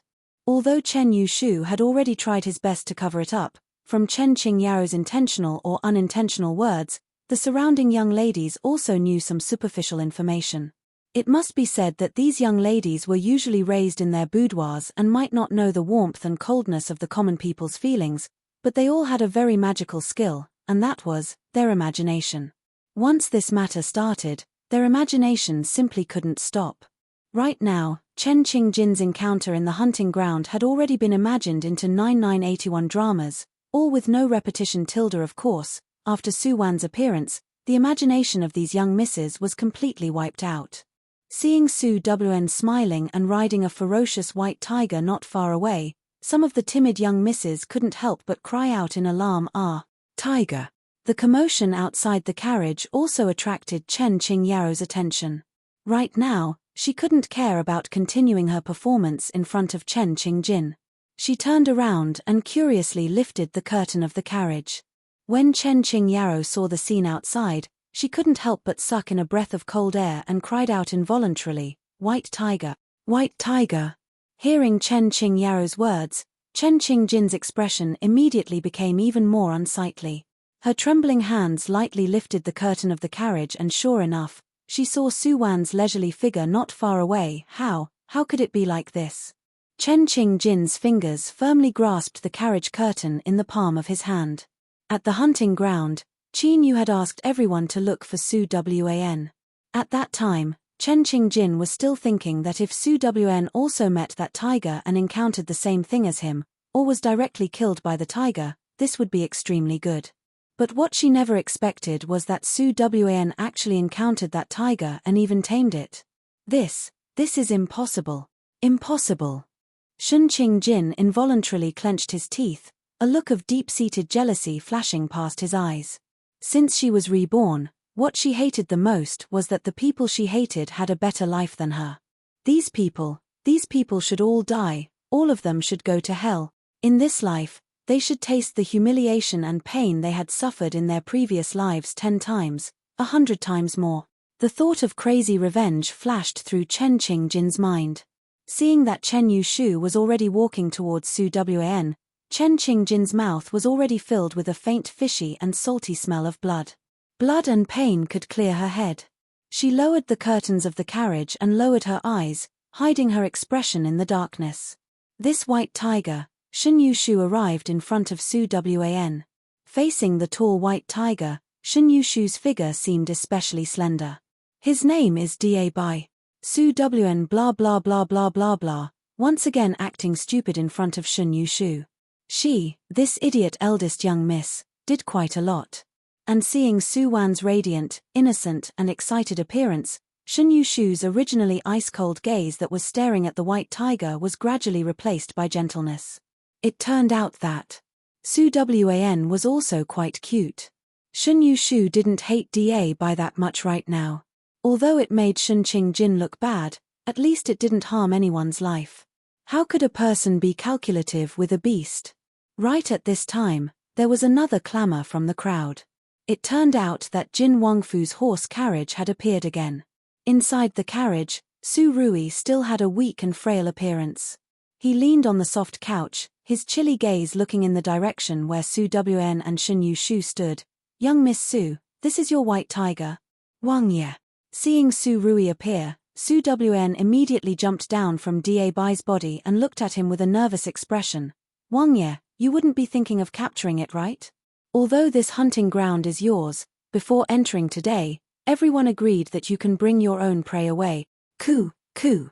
Su Rui pretended to cough twice and then looked at Su Wan with a serious expression and softly said, "Tigers are the king of beasts and this is a rare white tiger king.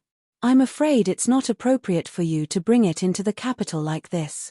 Speaking up to here, Su Rui muttered to himself for a moment and continued softly with a gentle expression, "If young Miss Su trusts Ben Wang, then let Ben Wang arrange for people to send it back to the capital and place it in the Wangfu's precious beast garden. In the future, young Miss Su can visit it at any time. Also, every once in a while, Ben Wang can also send people to send it back to the hunting ground. At that time, young Miss Su can also accompany it." Hearing Su Rui's words, Su Wan's expression changed, as if she was somewhat reluctant. And at this time, Shun Yushu kept giving Su Wan meaningful looks, making her agree to Wang Ye's method. After all, tigers really can't be casually raised. It doesn't matter if Jin Qinwang raises one, but if Marquis Jingning Fu raises one, then it's a different matter. Well, actually, Su Wan doesn't necessarily need to raise a big tiger. Moreover, Su Rui's proposal was actually to give her a perfect cover for entering and leaving Jin Qinwang Fu in the future. Okay. In the end, Su Wan unwillingly agreed to Su Rui's words. The other people present didn't have any objections. Although today's hunt didn't have a winner or loser like in previous years, a lot of interesting things still happened. They naturally didn't dare to wantonly publicize the matter of Chen Qing-jin exposing himself, but the Gongzi and young ladies present today weren't easy to deal with. After returning, this matter still quietly spread in the aristocratic circle of the capital. Chen Qing-jin's reputation was more or less affected to a certain extent. And at this time, Su Wan's magnificent feat in the hunting ground had already spread in the capital. After all, the common people of the capital hadn't seen a real tiger for a long time, let alone a white tiger king. Even many officials in the capital curiously went to Jin Qinwang Fu to see the Tiger King's elegant demeanor. However, a certain Tiger King didn't give them any face and scared 2 timid civil officials into fainting. Marquis Jingning Fu Liusha was very depressed that Su Wan didn't take advantage of the hunting ground to have a good time with Chen Yushu. Fortunately, her daughter also showed her face in the hunting ground and gained a lot of face for Marquis Jingning Fu in front of the 2 princes and Jin Qinwang. This made Liusha's mood a bit better. Recently, there were endless matters in the capital. After the autumn hunt ended, Marquis Jingning Fu received an invitation to the wedding banquet from Duke Shangguo Fu. It turned out that after that matter last time, Duke Shangguo was very angry, so he hurriedly arranged a marriage for his foolish son. Fortunately, Duke Shangguo Fu's family background was rich and they had money and power. There were really people who saw money and didn't even blink and pushed their daughter into the fire pit. Su Wan wasn't the least bit interested in who Chen Mion would marry in this life, but there was someone in Duke Shangguo Fu that she was interested in. That person was naturally Yu Yu. After Yu Yu was sent to Duke Shangguo Fu, she naturally suffered a lot of hardships. But she was originally a servant and could endure this pain for a short period of time. But Su Wan reckoned that if she continued like this, she wouldn't be able to live for long. In fact, it wasn't that Chen Qingjin didn't think of finding someone to intercede to exchange Yu Yu. She even spent money to buy a young and beautiful woman to send to Duke Shangguo Fu to exchange Yu Yu. But these were all rejected by Wang Shi. Nowadays, Wang Shi was very wary of anyone from Marquis Qingchuan Fu or anyone related to them. Under the current circumstances, to get Yu Yu out of Wang Shi's hands, there was only one person who could do it. That was Su Wan's mother, Liu Shi. These days, Liu Shi and Wang Shi had been in close contact. The two of them had always been brooding over the matter of that day and kept plotting to find the mastermind behind the scenes. Unfortunately, Yu Yu's mouth was very tight and she naturally wouldn't betray Chen Qingjin. Moreover, when Liu Shi and Wang Shi saw that Yu Yu had suffered such a big crime, they all felt that it was impossible for her to know who the mastermind was. This servant girl should only be a scapegoat. Now, taking advantage of Duke Shangguo Fu's big day, Su Wan immediately begged Liu Shi to let her quietly exchange Yu Yu into Marquis Jingning Fu. Regarding her precious daughter's request, Liu Shi naturally happily agreed. As a result, not long after the wedding in Duke Shangguo Fu, Yu Yu disappeared from the Fu.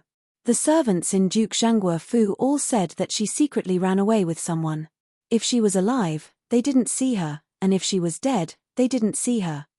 You're tuning in to the Dreamy Chapters YouTube channel. We're so grateful for your support and don't forget to subscribe to join us on this incredible journey through captivating stories. Your generosity through donations truly makes a world of difference, as it's the primary source of revenue that allows me to expand and enhance this channel for you. Thank you from the bottom of my heart for being a part of this adventure.